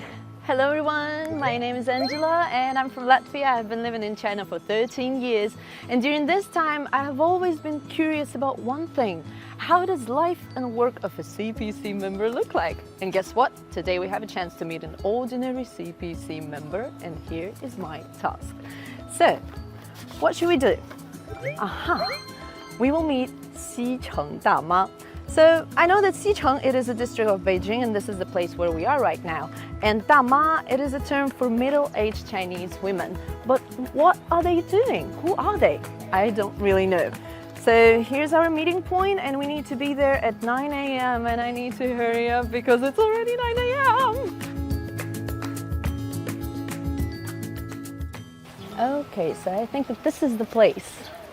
Community Service Center. Oh, someone is waiting for me. 您好，你好，你好，你好，你好，是安泽吗？你好，你好。我想问一下，这是您吗？是的，是的，我是后海社区服务站站长董文静。你好，欢迎你来到我们这里。我今天的任务就是要向您学习，就是要体验一下你们的这个社工生活。对对对对对对。谢谢谢谢。那咱们先变装。好，来，谢谢谢谢。哎呀 ，and here's my vest. 哈哈。OK。Okay. So I think I'm ready. Let's get the party started. 那我们要先做什么呢？我们先去开早会，安排一天的工作，直接开会了。天哪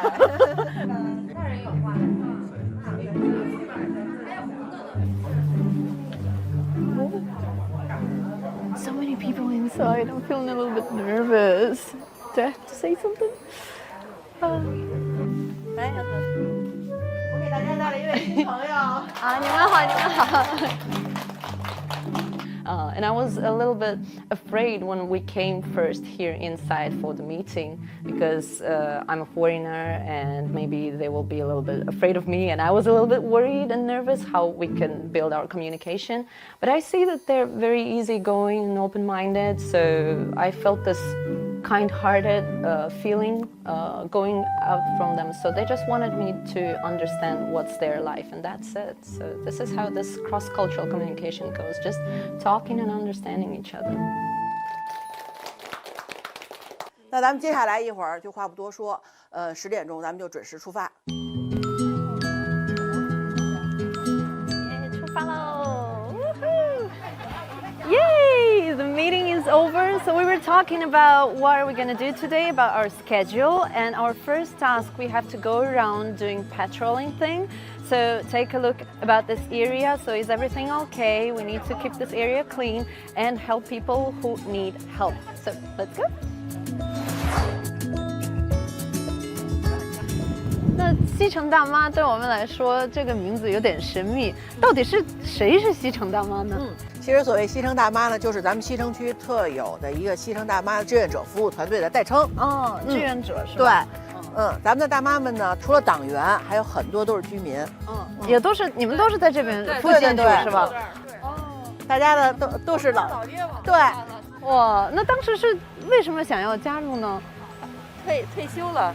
为这个社区也贡献一份那个力量，完了他们也确实挺辛苦的，社区工作人员。谁有事儿了帮谁，我们有事儿我们也找他们，他们有事儿来找我们，就互帮互助的。咱们你好，介绍一下啊，你们是社工啊？啊，对对对，还有外国人呢。今天是我的第一天啊，很高兴为您服务。我是想打听一下，转了半天也没找着那个宋庆龄故居怎么走啊？就是您找的那个故居是往前走500米，对，右手边宋庆龄，对，走500米啊，右手边啊。好嘞，玩得开心。老百姓一看到红马甲就会过来咨询各种问题。安泽，你看到了吧？这是咱们上午的垃圾分类活动现场。好热闹！我要开始给你布置工作了。好的，我准备好了。首先呢，就是你跟那个垃圾咱们这个工作人员，完了一同向咱们辖区的居民还有游客发一下这个垃圾分类宣传手册。好，给大家大概讲解情况。那我们一起来吧。您好啊，垃圾分类啊，这边有垃圾分类的手册啊，好嘞，谢谢啊，多多了解一下哈。Look at this brochure, very cute, and it will tell us more about garbage sorting. So we have this 4 dustbins, different colors, but if you don't know what you should put inside, so here you have more information. Classify to brief.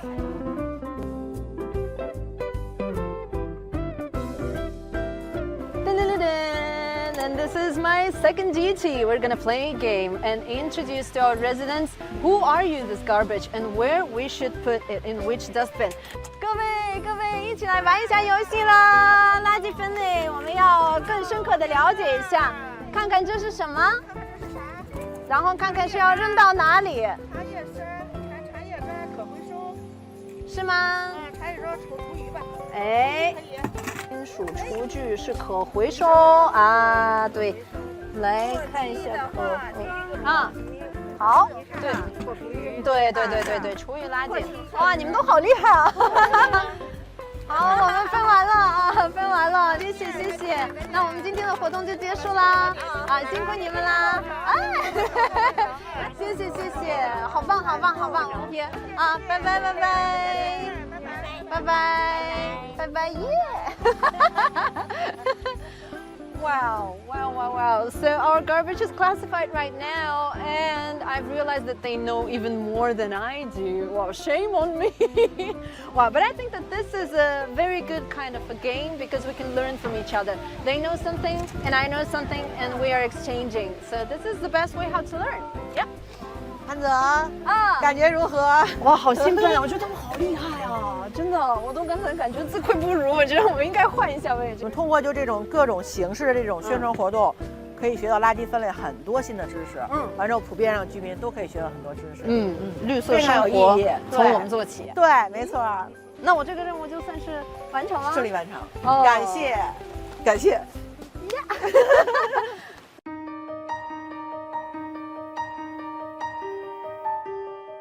安泽吃完饭了吗？吃完了。在做什么？我在画图呢，因为我们刚才在外面走的时候，我看到了还是会有游客在问，对，画的怎么样？不错，非常好。这个是我们辖区的比较特点银锭桥。完之后，银锭桥之后往西走，差不多800米左右是宋庆龄故居，这也是咱们标准的建筑物。上午工作已经告一段落，完之后下午咱们工作要开始了。下午我们的合唱队跟舞蹈队要进行彩排，欢迎你多参与进来，好不好？我也参与其中。对，那咱们现在出发。好呀，好了，出发。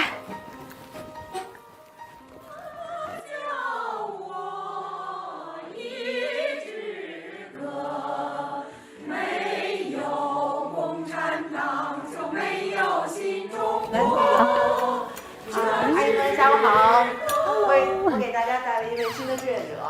安泽，安泽自我介绍一下吧。好大家好，我叫安泽，来自拉脱维亚。今天来这里是为了体验志愿者的生活，所以大家有什么样的事情，我可以帮助大家，我尽我所能啊。有什么可以帮助的呢？您可以帮我们排一下队吗？对，汇演之前必须要先把队形排好。来，阿姨们，咱们上场。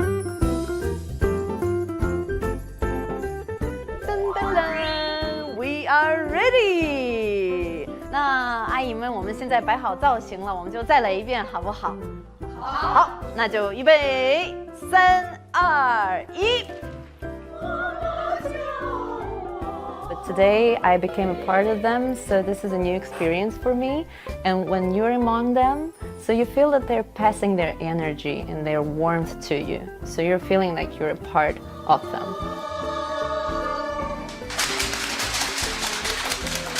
阿姨们，咱们继续练习。我要带着安泽去舞蹈队，再看一看，好不好？好，阿姨们再见啦！还有任务在行。对，拜拜。再见。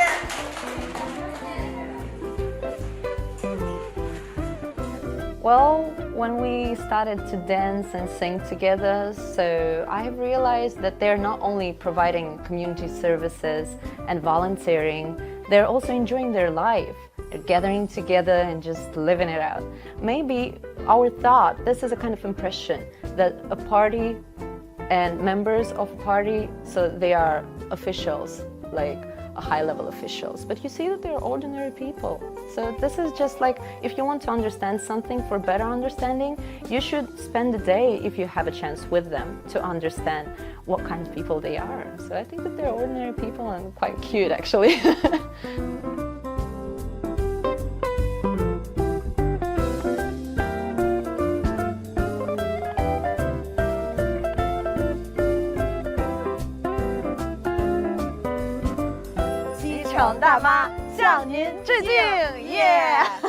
I'm Angela. Today, I'm 西城大妈.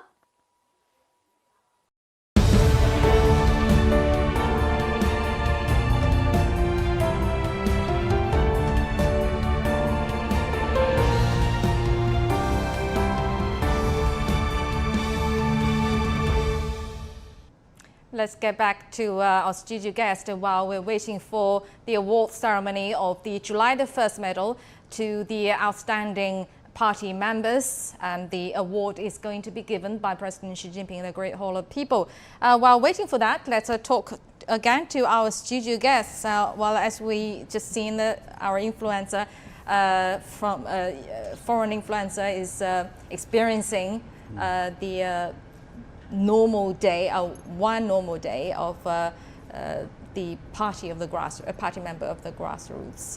Not easy job. The influencer was she was very young, but she also already called her 西城大妈, middle-aged woman. Well, anyway, it helps people not only in China but also especially the foreign people to understand the Communist Party of China, which normally they don't have any knowledge of. Before understanding CPC, before we talk about their understanding to the CPC, I want to ask you if you know the following fun facts of the Communist Party of China. The Communist Party of China, usually we say it was established in 1921, July the 1st, but actually the specific date was not July the 1st. Do you know which day was it? 23rd. July the 23rd. 23rd, yeah. Yeah. In 1941, it was officially designated as July the 1st, designated as the official date to celebrate the birthday of the party. And in 1920, August 1920, a book with a red cover was secretly published in Shanghai, and once it was out, the shelves was very quickly emptied. Do you know which book that was? Communist Manifesto? Yeah, manifesto. You've gained 2 points, Professor Wang, you please. can get the Marx professor, yes. Right. And in 1920, Tsai He-sen, one of the earlier leaders of the Communist Party of China, when he was in France, he actually mentioned for the first time the Communist Party of China in the letter to Mao Zedong. So that's the first official name of the Communist Party of China. And the flag actually was varied before 1996 even. That's the first time I know that in 1996 there was an official pattern for the party flag with sickle and hammer. And before that, even before 1947 especially, different kinds of patterns were used. And in 1927, in July, for the first time, the word comrade was officially designated as the way that party members call each other. So those are the fun facts of the Communist Party of China. So there's a lot for us even to understand the party.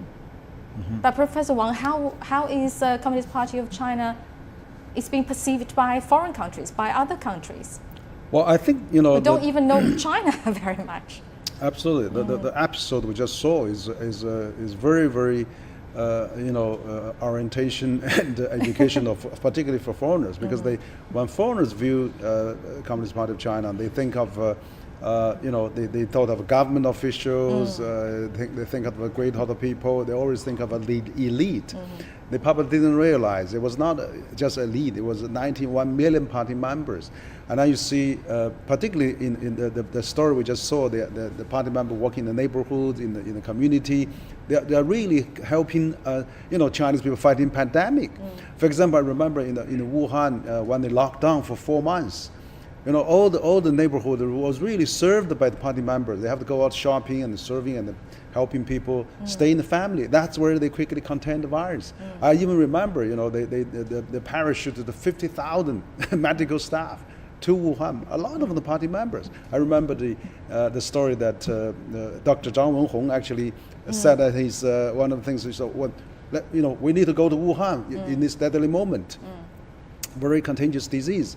Who is going? Say party member have to go first. Right. See, you have to really show your party member, and party members did that. Yeah, absolutely. Most did that. So that set a good example. That's why you have 50,000 members, doctors, medical staff, soldiers, go to Wuhan, actually contain the virus. So I think this kind of a story probably foreigner didn't realize. It was the mobilization.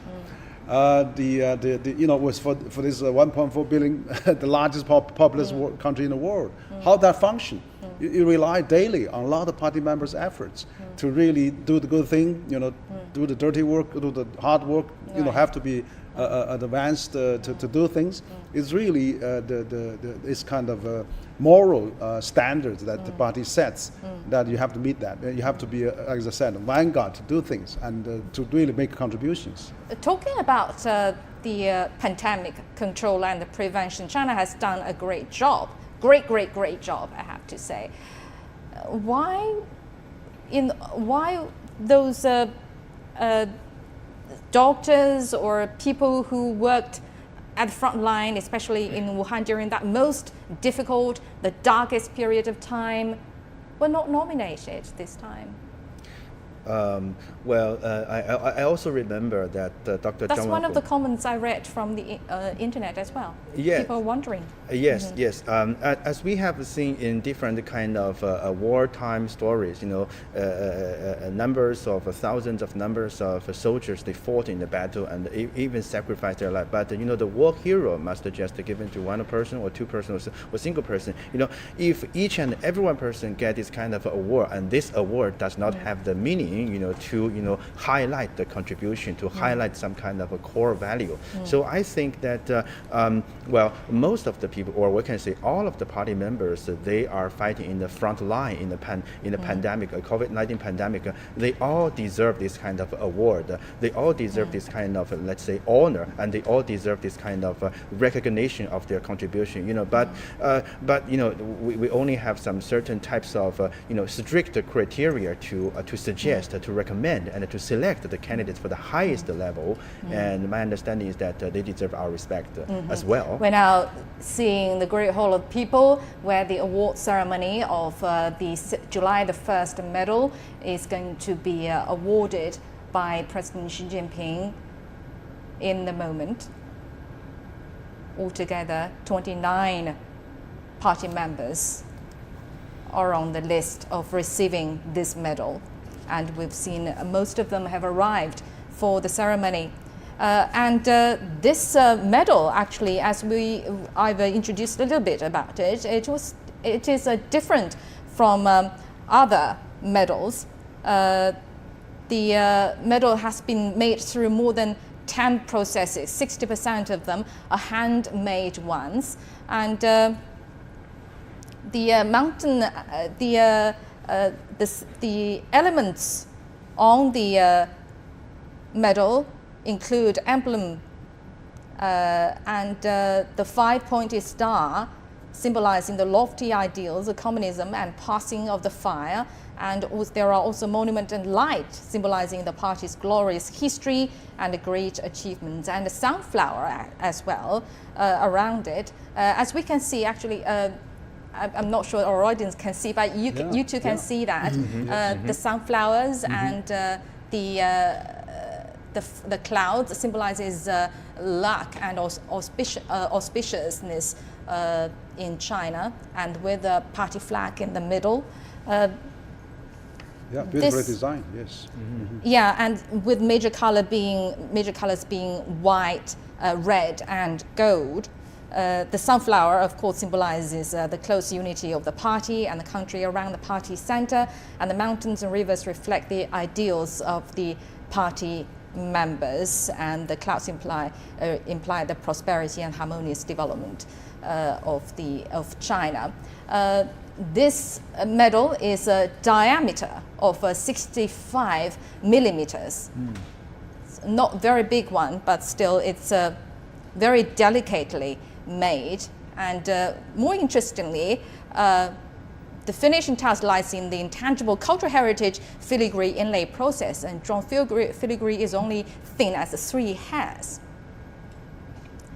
All right, this is CGTN special coverage on the award ceremony of the July the 1st medal, and President Xi Jinping is going to give the medal to the outstanding party members who made great contributions in China's construction, development, poverty alleviation, etc.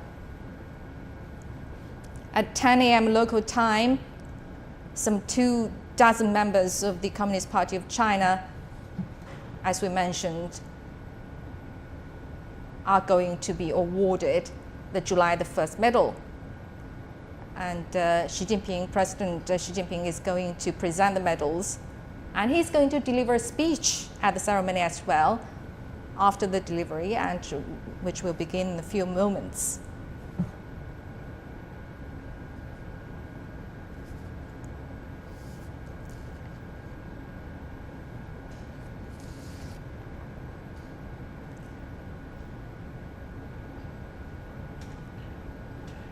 And this specific medal, July the 1st medal, is different from the medal chain of national medals and national honorary medals we've seen before. The July the 1st medal uses fabric ribbons and sunflower, light, starlight, and other elements. It means that under the sunshine of the party, the medal winners are dedicated to the party, serving the people wholeheartedly, not forgetting the original intention, keeping the mission in mind, and moving forward. This is a little spoiler alert to the medal's design. Please all rise up. And with a big hand, let's welcome Comrade Xi Jinping, General Secretary of the CPC Central Committee, President and Chairman of the Central Military Commission, and all the other recipients.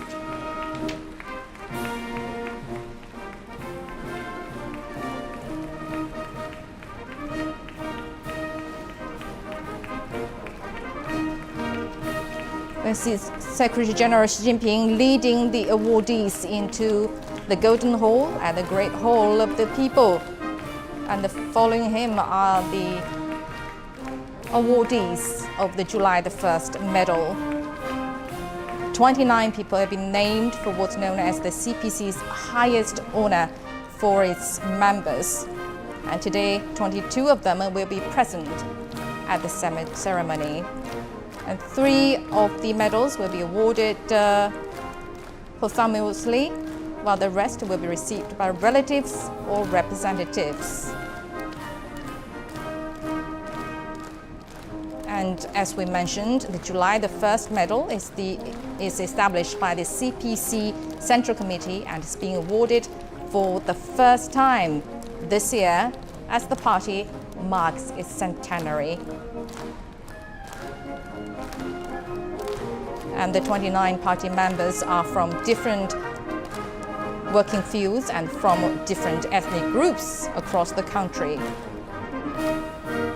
They have made outstanding contributions to the party in China's revolutions, reforms and construction, poverty eradication, and the building of a moderately prosperous society in all respects.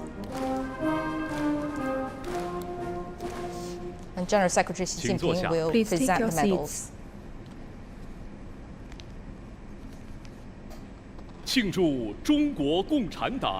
This ceremony to present the July 1st medal to celebrate the CPC centenary officially begins.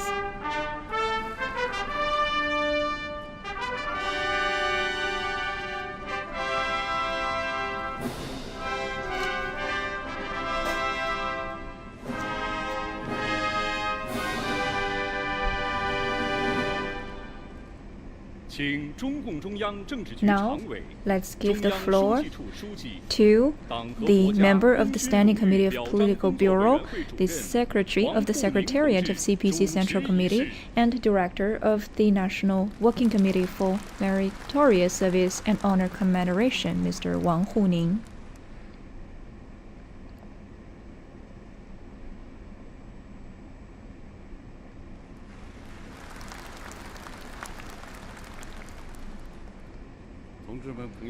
Dear comrades, dear friends, today we are gathering here to solemnly celebrate the 100th anniversary of the CPC with the presenting ceremonies of the July 1st medal. Today with us, Comrade Xi Jinping, General Secretary of the CPC Central Committee, President and Chairman of the Central Military Commission.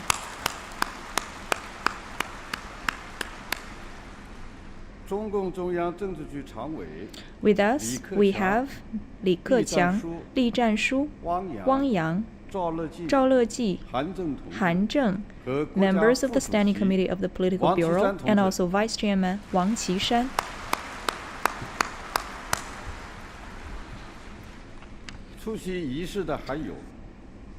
We also have all the other related leaders and comrades of the party and the nation in Beijing, members of the Central Military Commission, the comrades from the related party, government, and military entities at central and Beijing municipal level, the recipients and their family members of the medal, their employers, and the representatives of the honor, outstanding party members, exemplary party affair workers, and advanced grassroots party organs, and all the other previous recipients of the meritorious honors, and our old cadres and veteran party members. Now please all rise up to sing the national anthem.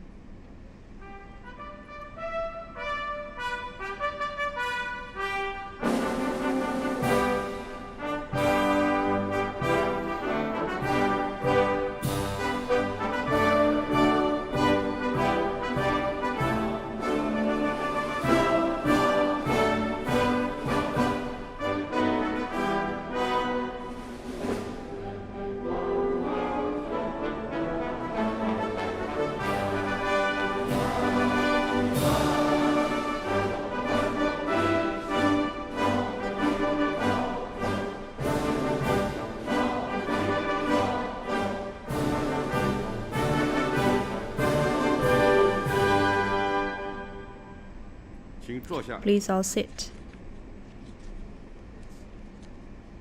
Now, announce the decision on conferring the July 1st medal by the CPC Central Committee. The CPC Central Committee decision on presenting the July 1st medals. This year marks the 100th anniversary of the founding of the CPC. Over the past century, the CPC has united the Chinese people in long and arduous fight to finally realize national independence, people's liberation, national prosperity, and well-being of the people. The Chinese nation has realized a great leap from independence to prosperity, created a miracle in the history of the Chinese nation and the entire humanity. Since the 18th CPC National Congress, the CPC Central Committee with Comrade Xi Jinping at its core stick to people-centered strategy, the 5-in-1 overall planning, and the 4 comprehensive strategic planning, and has won this battle against against poverty and built a moderately well-off society. And we also have ushered in a new era for building a socialist modernized country. In the past 100 years, generation after generation of CPC members never stopped their fight and struggle, many at the cost of their lives. And there are many heroic figures that have emerged in the process. And they have stayed committed to the cause of the party in order to honor the outstanding representatives that have contributed to the Chinese Revolution, construction, and reform. And these are outstanding party members that will inspire and stay true and loyal to their missions. The Central Party Committee has decided to present the July 1st medals to Ma Maojie, Wang Shumao, Wang Zhanshan, Wang Lanhua, Ai Aiguo, Shi Guangyin, Lü Qiming, Ting Bater, Liu Guijin, Sun Jingkun, Mai Mai Tijiang, Wu Meier, Li Hongta, Wu Tianyi, Xin Yuling, Zhang Guimei, Lu Yuanjiu, Chen Hongjun, Lin Dan, Zhuo Ga, Zhou Yongkai, Chai Yunzhen, Guo Ruixiang, Huang Dafa, Huang Wenxiu,黄宝妹、崔道直、蓝天野、魏德友、瞿独一。The July 1st medal recipients are outstanding representatives of party members that work in all walks of life. They are committed and loyal to the party, and they remain perseverant and devoted to the cause of the party and the people. They work hard to serve the people's interest and well-being. They are pragmatic and diligent with whichever positions they are in, and make great achievement. They are fearless in the face of great dangers and difficulties, and they are ready to risk their lives. And their efforts are widely commended by the party and people. And currently, China is at a critical stage to realize national rejuvenation. The CPC Central Committee called for the whole party to act under the guidance of Xi Jinping thoughts on socialism with China's characteristic for a new era, and the medal recipients are role models for the whole society. Let us unite closer around the CPC Central Committee with Comrade Xi Jinping at its core, carry on the spirit of the CPC members, stay true to our missions, and never relax. In order to comprehensively build a socialist modern country, realize the second centenary goals, and realize the great Chinese dream of the national rejuvenation.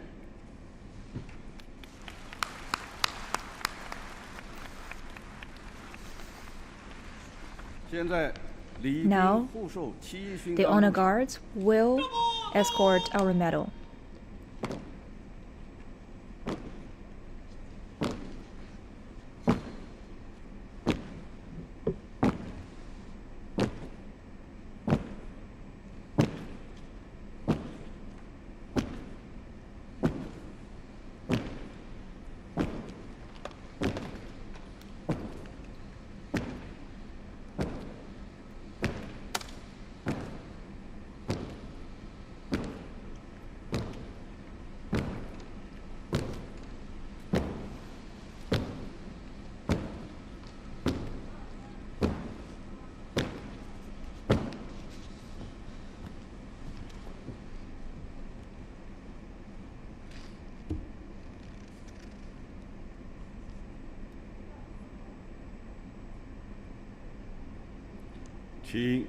Let's invite General Secretary of the CPC Central Committee, President and Chairman of the Central Military Commission, Comrade Xi Jinping, to present the July 1st awards to the recipients.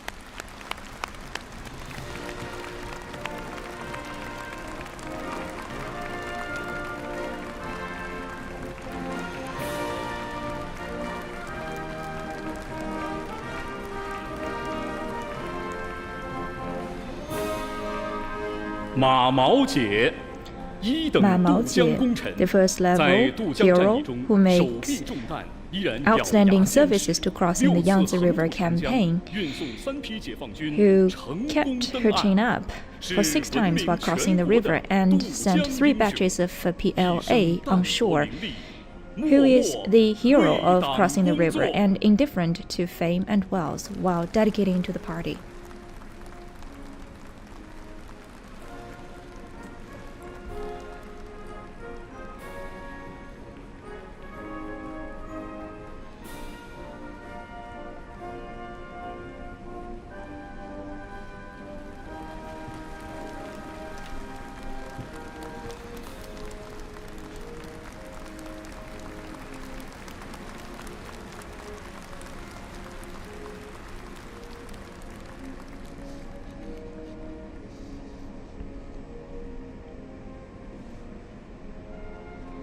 Wang Shumao, as a medal to guard our sea.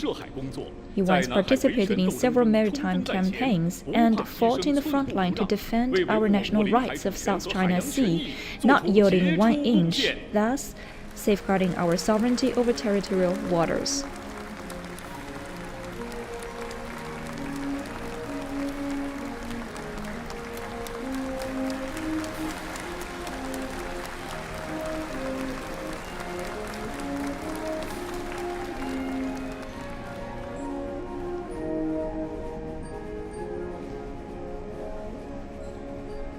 Wang Zhanshan.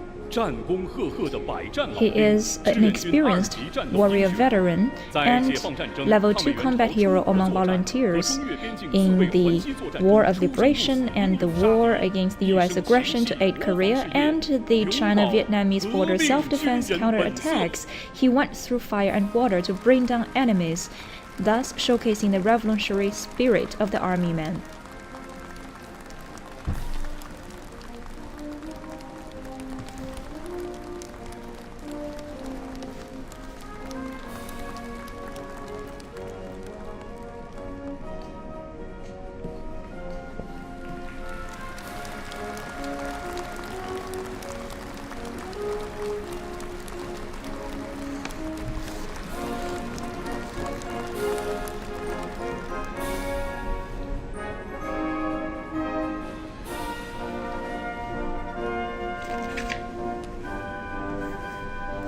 Wang Lanhua, the living Leifeng in the hearts of the masses, who always put the troubles, concerns on her mind, and for 10 years she has dedicated to the volunteering services while dedicating to the society and the masses. She is really a pioneer.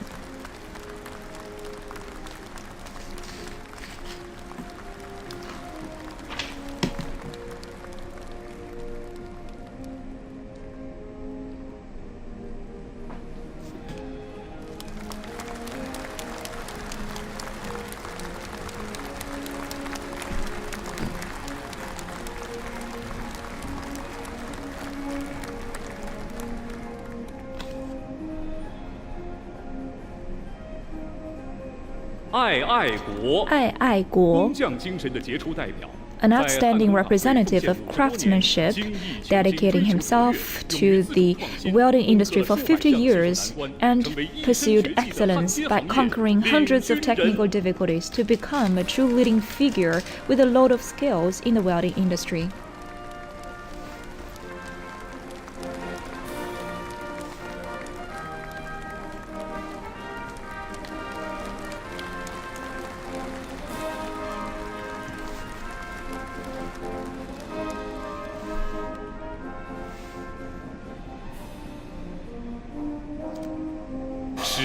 Shi Guangying, a model representative of sand control and deforestation, for 40 years dedicating to the alkaline marshes fight and desertification control, creating a new model of combining sand control and wealth creation, thus transforming the Mu'uz Desert.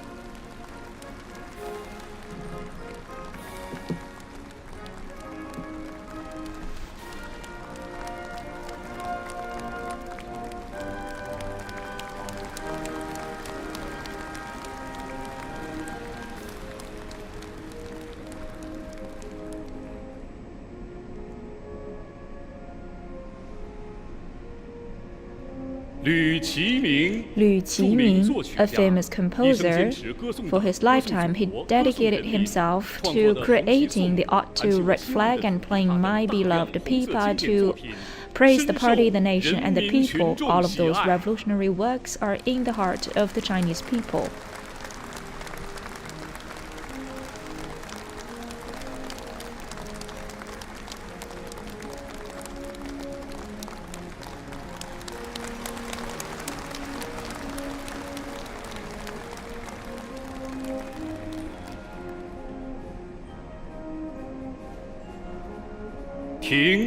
Ting Batir, who is rooted in the pasture and toiled on the ground, diving into the border pasture development for 40 years, exploring a new pathway of ecology protection, economic growth, and income increase, transforming the local herdsmen's lives.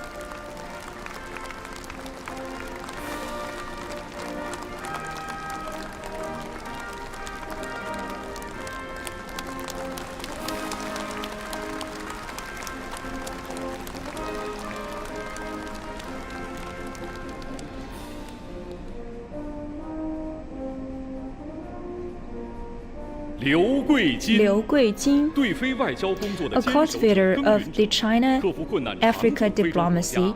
Despite difficulties, he was stationed in African countries, contributing to the China-African friendship and China-African cooperation, contributing to the friendly relations of the two sides.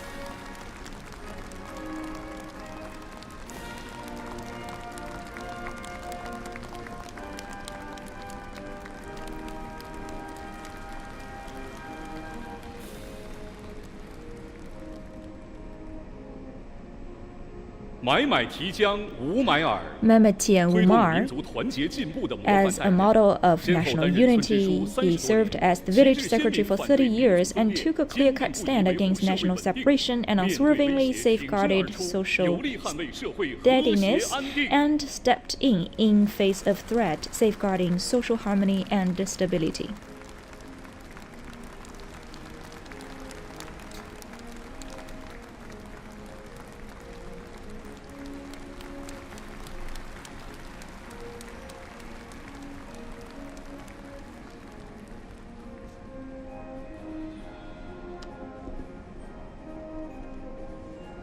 Li Hongta,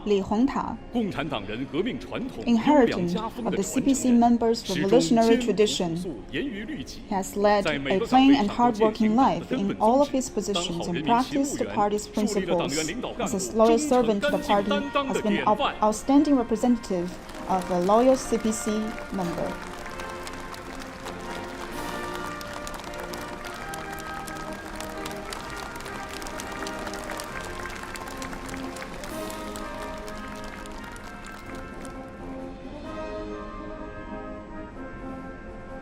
Wu Tianyi,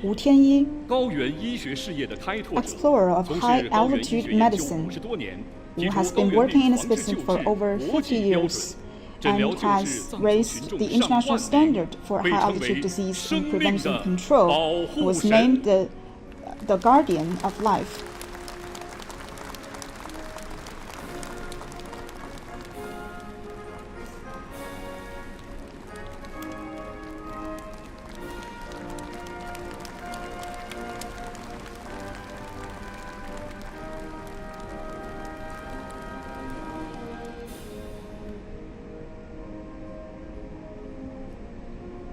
Zhang Guimei, the outstanding teacher that lit up the dreams for rural girls. She established free high schools for girls in poor areas and has helped more than 2,000 rural girls to get college education. She works hard despite her illness, and she was nicknamed Mother Zhang by her students.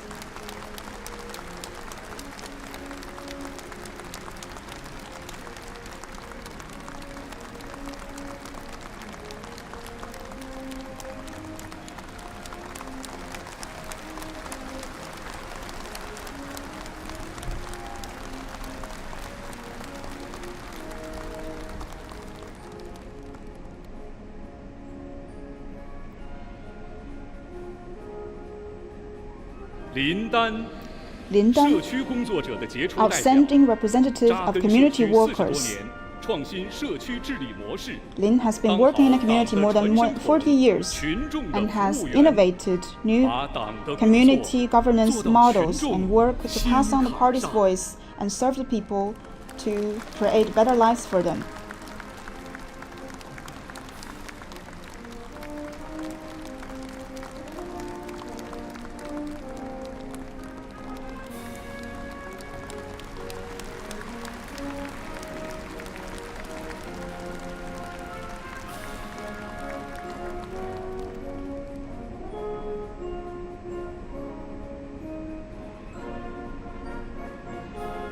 卓嘎 Dogar, 爱国守边精神的传承者， outstanding representative of frontier 定时加深域脉 defenders. 国是中国的坚定信念。 He guards the borders of Yumai and that of China, and for decades, she has been defending the snowy plateau and honored her oath to defend every inch of Chinese territory despite any difficulty.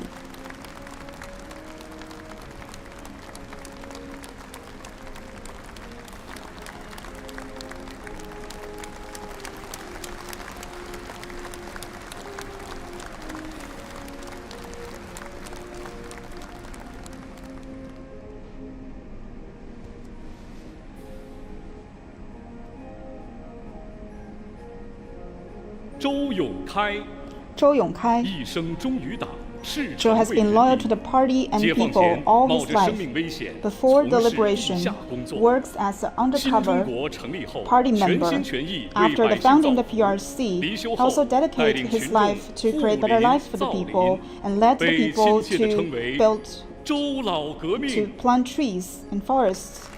And he was named Zhou, the revolutionist.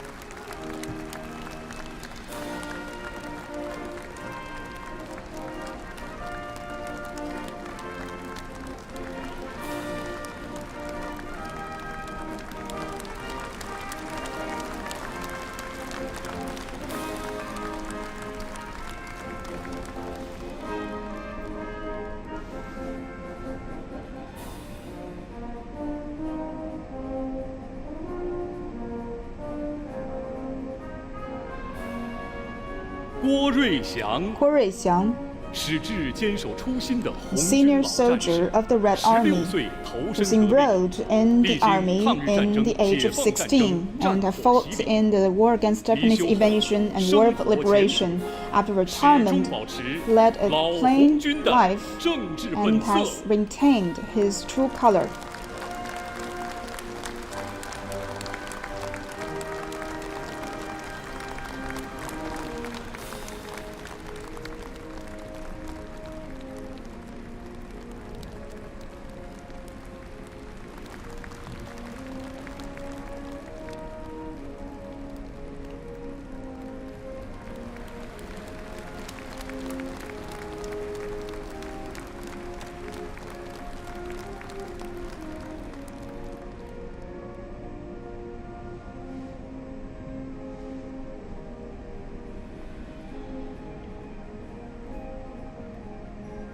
黄大发， Huang 一心 Dafa, 为民、艰苦奋斗的 known 当代渔 as 工， the modern 带领群众 Yugong, 历经 and he 30 led 多 the 年， people 在 to work 绝 for 壁 over 上 30 开凿 years 生命 to 渠， construct the 用实 canal 干 of 兑 life 现 on 水 cliffs. 过不去，拿命来冲的 Regardless 誓 of 言， his own 为当地 safety, 群众脱贫致富 and has made 做 great 出 contribution 杰 to the 出贡 local 献。 poverty alleviation effort.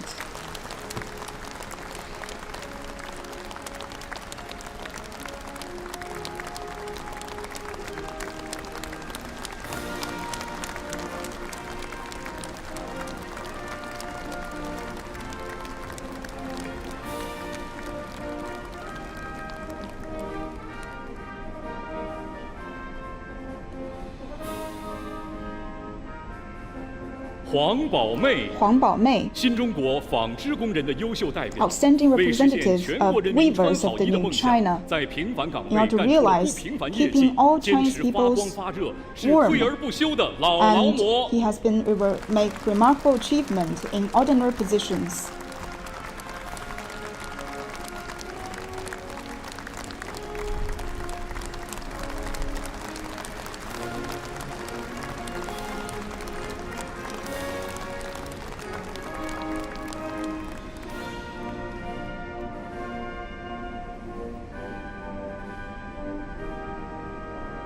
崔道直，the renowned criminal investigation expert. Cui has been working in more than 12,000 major criminal cases and made no mistakes, has been working tirelessly and has been an outstanding representative of the police force.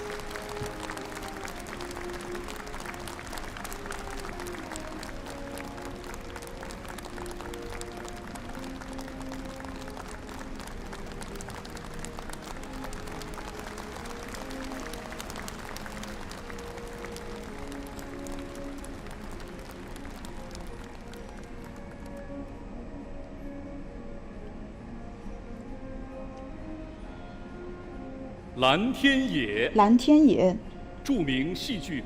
the renowned performing artist.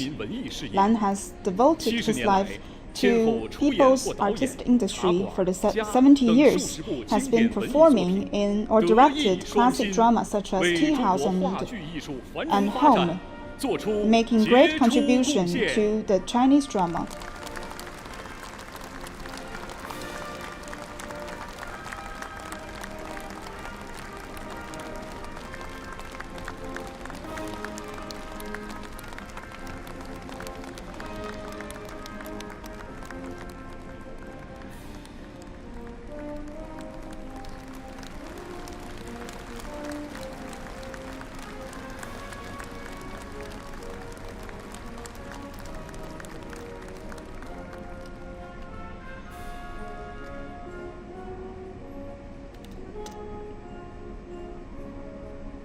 Wei Deyu, representative of the construction corps. For 50 years, he has been guarding the borders of the Saarbrück grassland, and he traveled over 200,000 kilometers to safeguard the security of the territory. He was known as the walking boundary maker.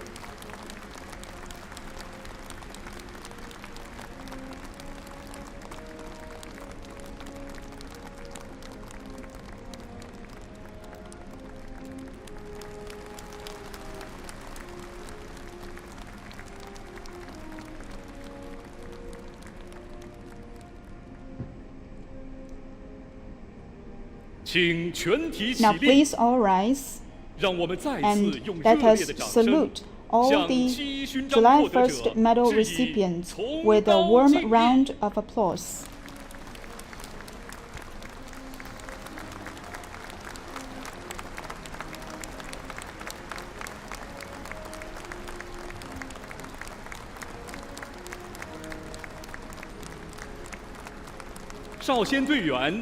Now the young pioneers will present flowers to the medal recipients.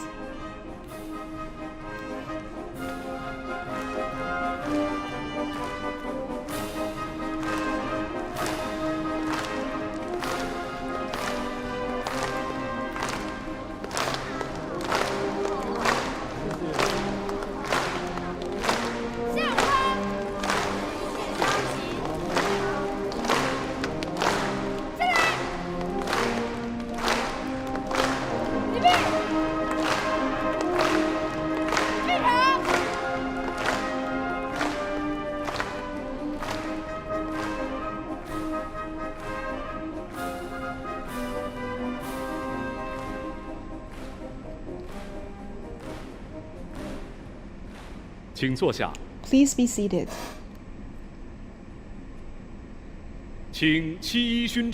Now let's give the floor to Zhang Guimei, the July 1st medalist.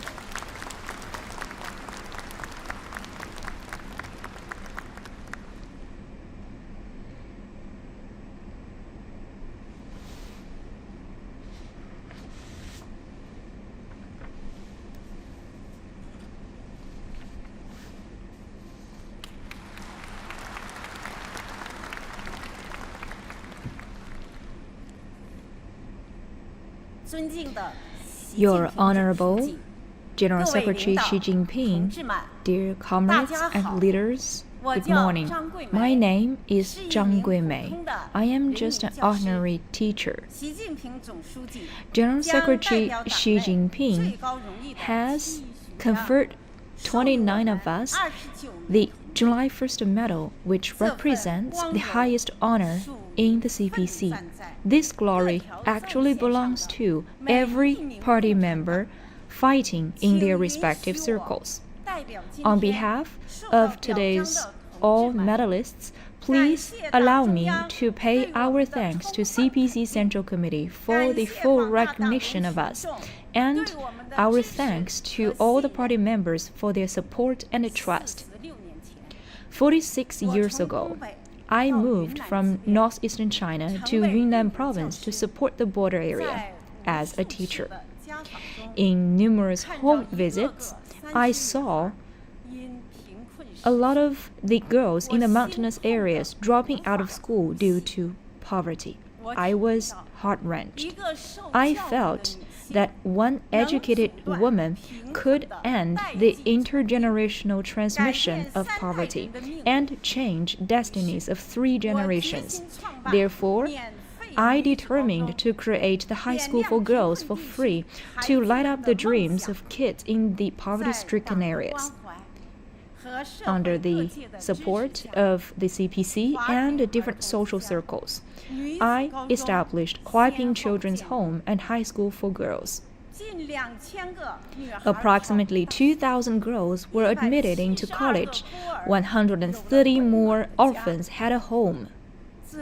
Here, I especially want to mention that in the early days of school running, it was hard. The reason I could persist is that I was inspired by the party spirit.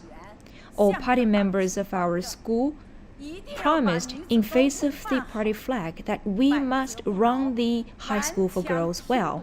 We will make dauntless efforts and always bear in mind General Secretary Xi Jinping's instruction that education is of fundamental importance to the nation and the party.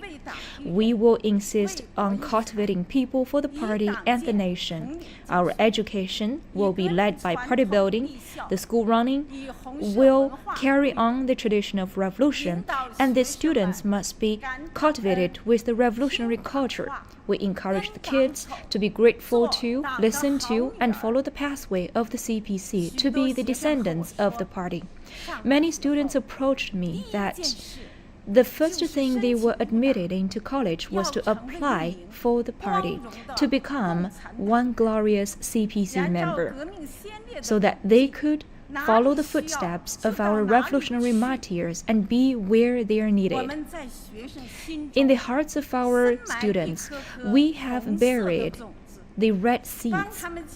We helped them to button up for the first time for their lives, so that they could be the successors of communism. For the kids, there are lights in the far, and there are roots beneath their feet and hope in their eyes. Even in the mountains, they could see the wonderful world outside and a beautiful future.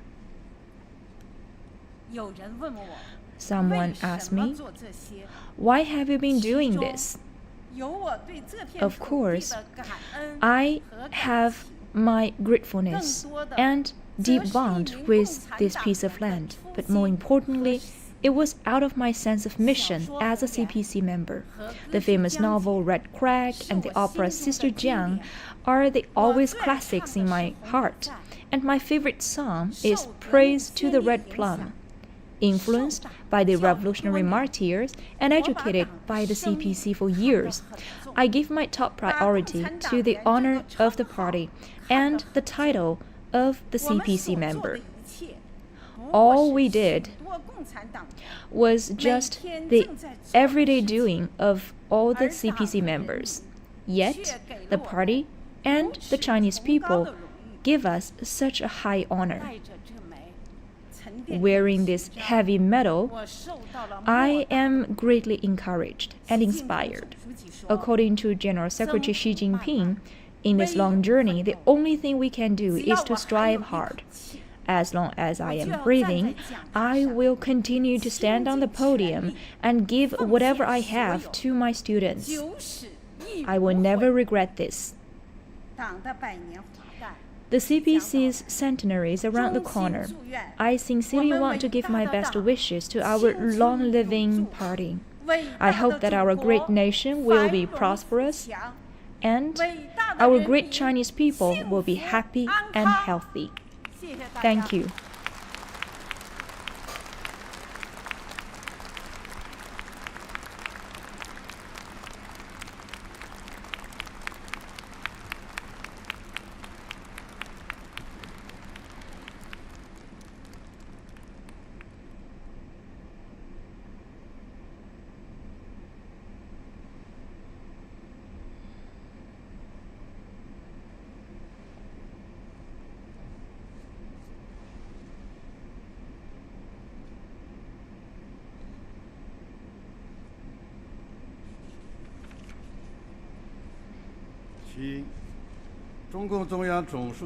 Now we give the floor to CPC General Secretary, President of the PRC, and President of the Central Military Commission, Comrade Xi Jinping.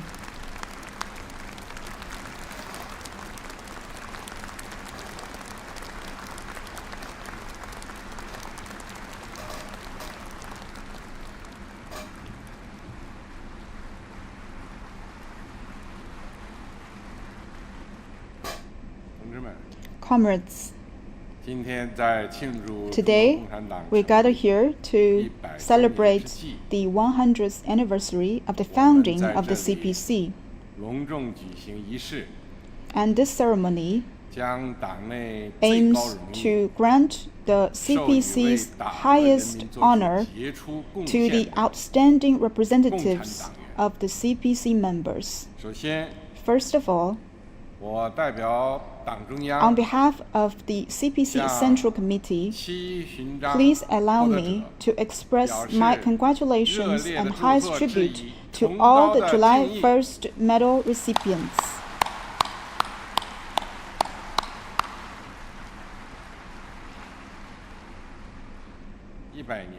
For a century, the CPC has stayed true to its mission and has united the people to blaze the trail, to build great cause, to forge great spirits, and accumulate precious experiences. We have written a splendid chapter in the history of the Chinese nation and the entire human race. For 100 years, generation after generation of CPC members spare no effort and even risk their lives in order to achieve national independence, people's liberation, the national prosperity, as well as the well-being of the people. And they have made great contribution and written an epic and heroic chapter.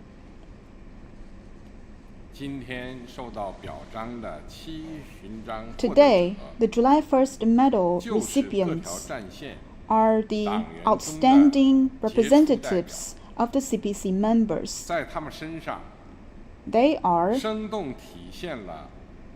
lively manifest of the CPC members' spirits, commitment, pragmatism, hard working, and integrity.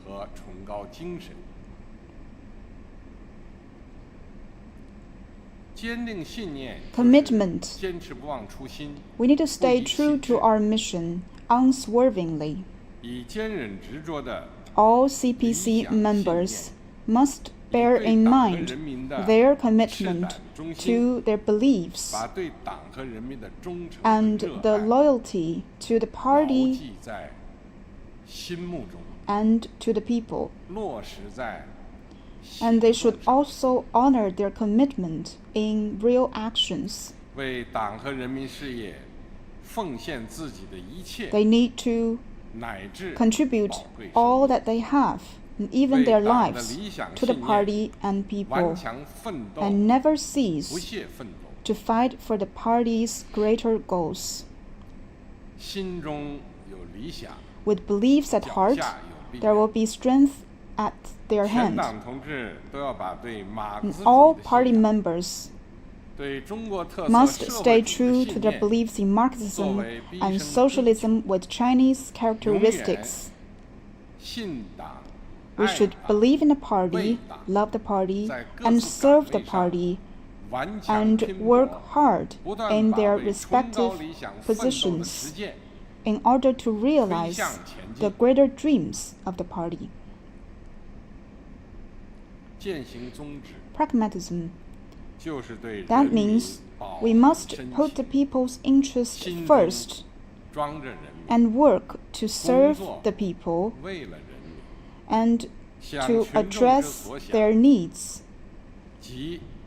attend to their problems. We must stay close to the people and depend on the people in order to create better life for the people. These concrete actions are vivid interpretation of the party members' people-centered philosophy. The nation is composed of people, and people are all that matter to the nation. All party members must be committed to the people-orientedness and put people first, unyieldingly doing practical and good deeds for the people, so that we could always maintain our intimate connection with the people. Sacrifice is to take returning to the party and the nation and honoring commitments as the lifetime goal. Despite hardships and dangers, we are willing to be down to earth in practical terms with fortitude, fully demonstrating the CPC members' selfless, daring, and persevering spirits. The greater the cause is, the more the challenges, and the more it needs responsibility bearing. All party members must retain the heroic spirit of forging ahead regardless of hardships, and the high spirit of daring to change course. We must make solid efforts to conquer difficulties, struggling to create achievements that live up to the expectations of the party, the people, and this era. Cleanness is to carry forward the glorious tradition of the CPC members for being frugal and selfless for the purpose of public goods. We will never install ourselves as heroes, and never mind the personal gains and losses. We will never indulge in comfort and enjoyment. Instead, we will observe disciplines and rules to vividly demonstrate the ethics of CPC. CPC members naturally have the power of character. That's why we could win over the Chinese people. All party members must be aware of, observe, and practice the ethics. We must aim to be clean people and do clean deeds. We must devote ourselves wholeheartedly to public duties and maintain the political nature of the party to be clean.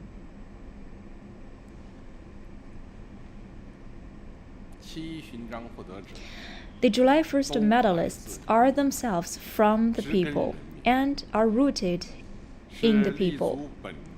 They are ordinary heroes who have been sacrificing on their posts.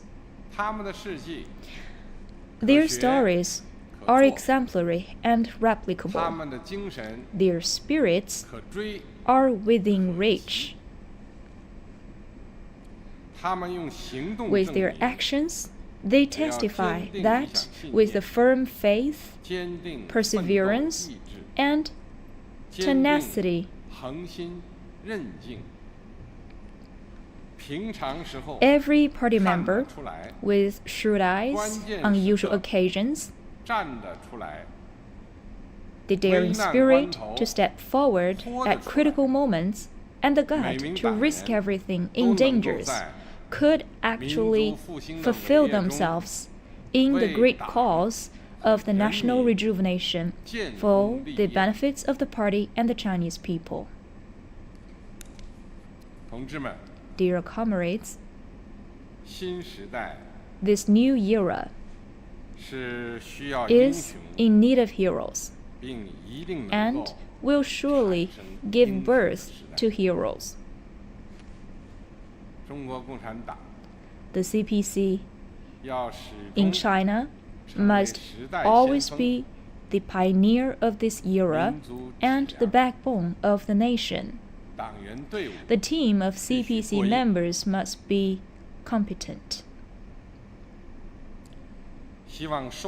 I do hope that the awarded colleagues could treasure their glory and carry on their achievements for even greater awards.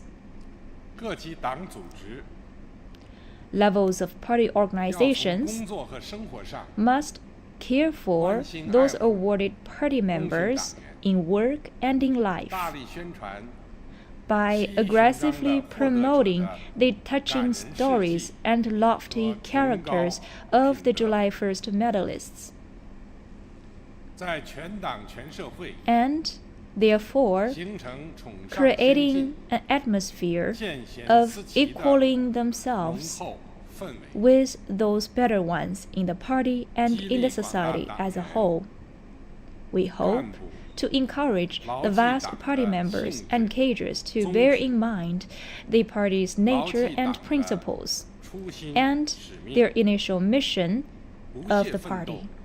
We must unswervingly fight for eternity. In the cause of building a socialist modern society in an all-round way, we must march forward towards the second centenary goal and the Chinese dream of the great rejuvenation of the Chinese nation.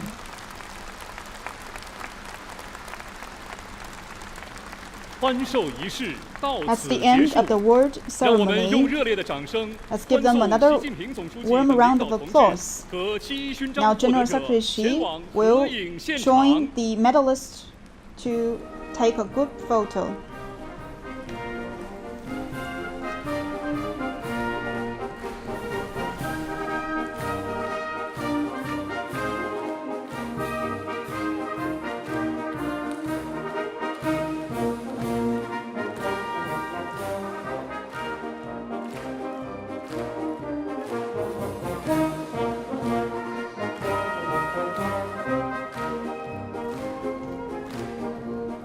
All right, that was the award ceremony of July the 1st medal given by President Xi Jinping to 22 party members who have made outstanding contributions in their own work in different working fields. And altogether, actually, 29 people have been awarded, but 22 people made it to the Great Hall of the People today, and other 7 medals will be presented in other ways to the recipients.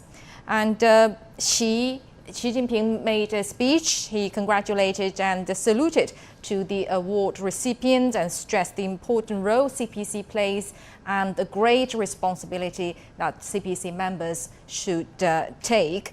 And before him, the representative of the 29 award recipients, Zhang Guimei, also made a speech sharing his rural work, especially the work to improve rural education, and her feeling of receiving this award. Well, Xi Jinping, General Secretary of the CPC Central Committee, has spoken highly of the July the 1st medal recipients. Let's take a look back. The recipients of the July 1st medal awarded today are representative of outstanding party members from every front line. They embody the noble qualities and spirit of the CPC members, having firm faith, practicing the party's principles, striving and showing dedication, and having integrity in performing duties. All right, now let's turn to our studio guests, Professor Wang and Professor Xia. Well, Xi, in his speech, he mentioned that CPC members should take stronger responsibilities than before and should get back to original intentions. What's original intentions of CPC? Well, I think that this is really a really impressive ceremony. That the first time that for the centennial that July 1st medal has been awarded and to the outstanding party members. But I think it sends a very strong signal. I mean, the origin of its mission, origin of its purpose is basically serve the people and then for the country and serve the people. I think that probably is a key message. I think President Xi actually spoke at his speech that it's a people-centered party, and the party members should really have the people in their mind. It's a nation composed of people. So people has been stressed again and again. I think that's really a strong message to the vast party members that we have to keep the people in mind. I think that is really also we needed to do today. I mean, that was as China has alleviating the poverty of hundreds of million people in the past several decades. So I think this is probably very interesting to watch. Actually, very important to watch is that I think this is part of Chinese government CPC actually effective governance system that is can motivate people, rally people, but also has its mission and has the people that organize to attack all the difficulties. So the original intention is people and to serve them. Actually, the party members, especially those grassroots party members, they are people. So they are doing their own job well in their own post. It means that they are serving the people practically already. Then talking about the outstanding CPC member who made the great contributions, it is not a very easy job, especially working in the grassroots level, to deal with the grassroots problems. Like Zhang Guimei, she dedicated herself wholeheartedly to improve the rural education. She is being awarded. There are a lot of people who are not awarded. Yes, actually, this is just what we have mentioned, what we have discussed. It's just like a kind of a war, because each and every of these 29 candidates, they are actually, they are in the front line of each and every battle. For example, they are in the battle against the stand, they are in the battle against the extremism, terrorism, and they are in the battle against the front line, against the poverty alleviation, this kind of loss of education. So they thought themselves as the warriors. And they are fighting the war. I think just like Ms. Zhang said in her speech, said that this is a kind of this kind of award belongs to each and every party member. And she said that she got honored to be awarded, but she said that this kind of award, this kind of medal belongs to members. One of her remarks actually impressed me the most is to let the people, although they're in deep mountains, they not only can look improve their lives, but can look outside into the wonderful world. I think the next mission is to make them part of the wonderful world. So poverty eradication is just the first step. The next step is to make them part of the prosperity. Yes. All right, we'll be getting back to you for more discussion. Well, that's the end of our coverage, actually. Thank you very much, Professor Wang Huiyao, Advisor to China State Council, and Professor Xia Lu from the School of Marxism Studies at Renmin University of China. Thank you very much for your insights. And With that, we come to the end of special coverage of the award ceremony of the Communist Party of China. 29 outstanding members of the party received the July the 1st medal for the first time. So we leave with you the key moments from the ceremony. I'm Li Dongning in Beijing. Thanks for watching.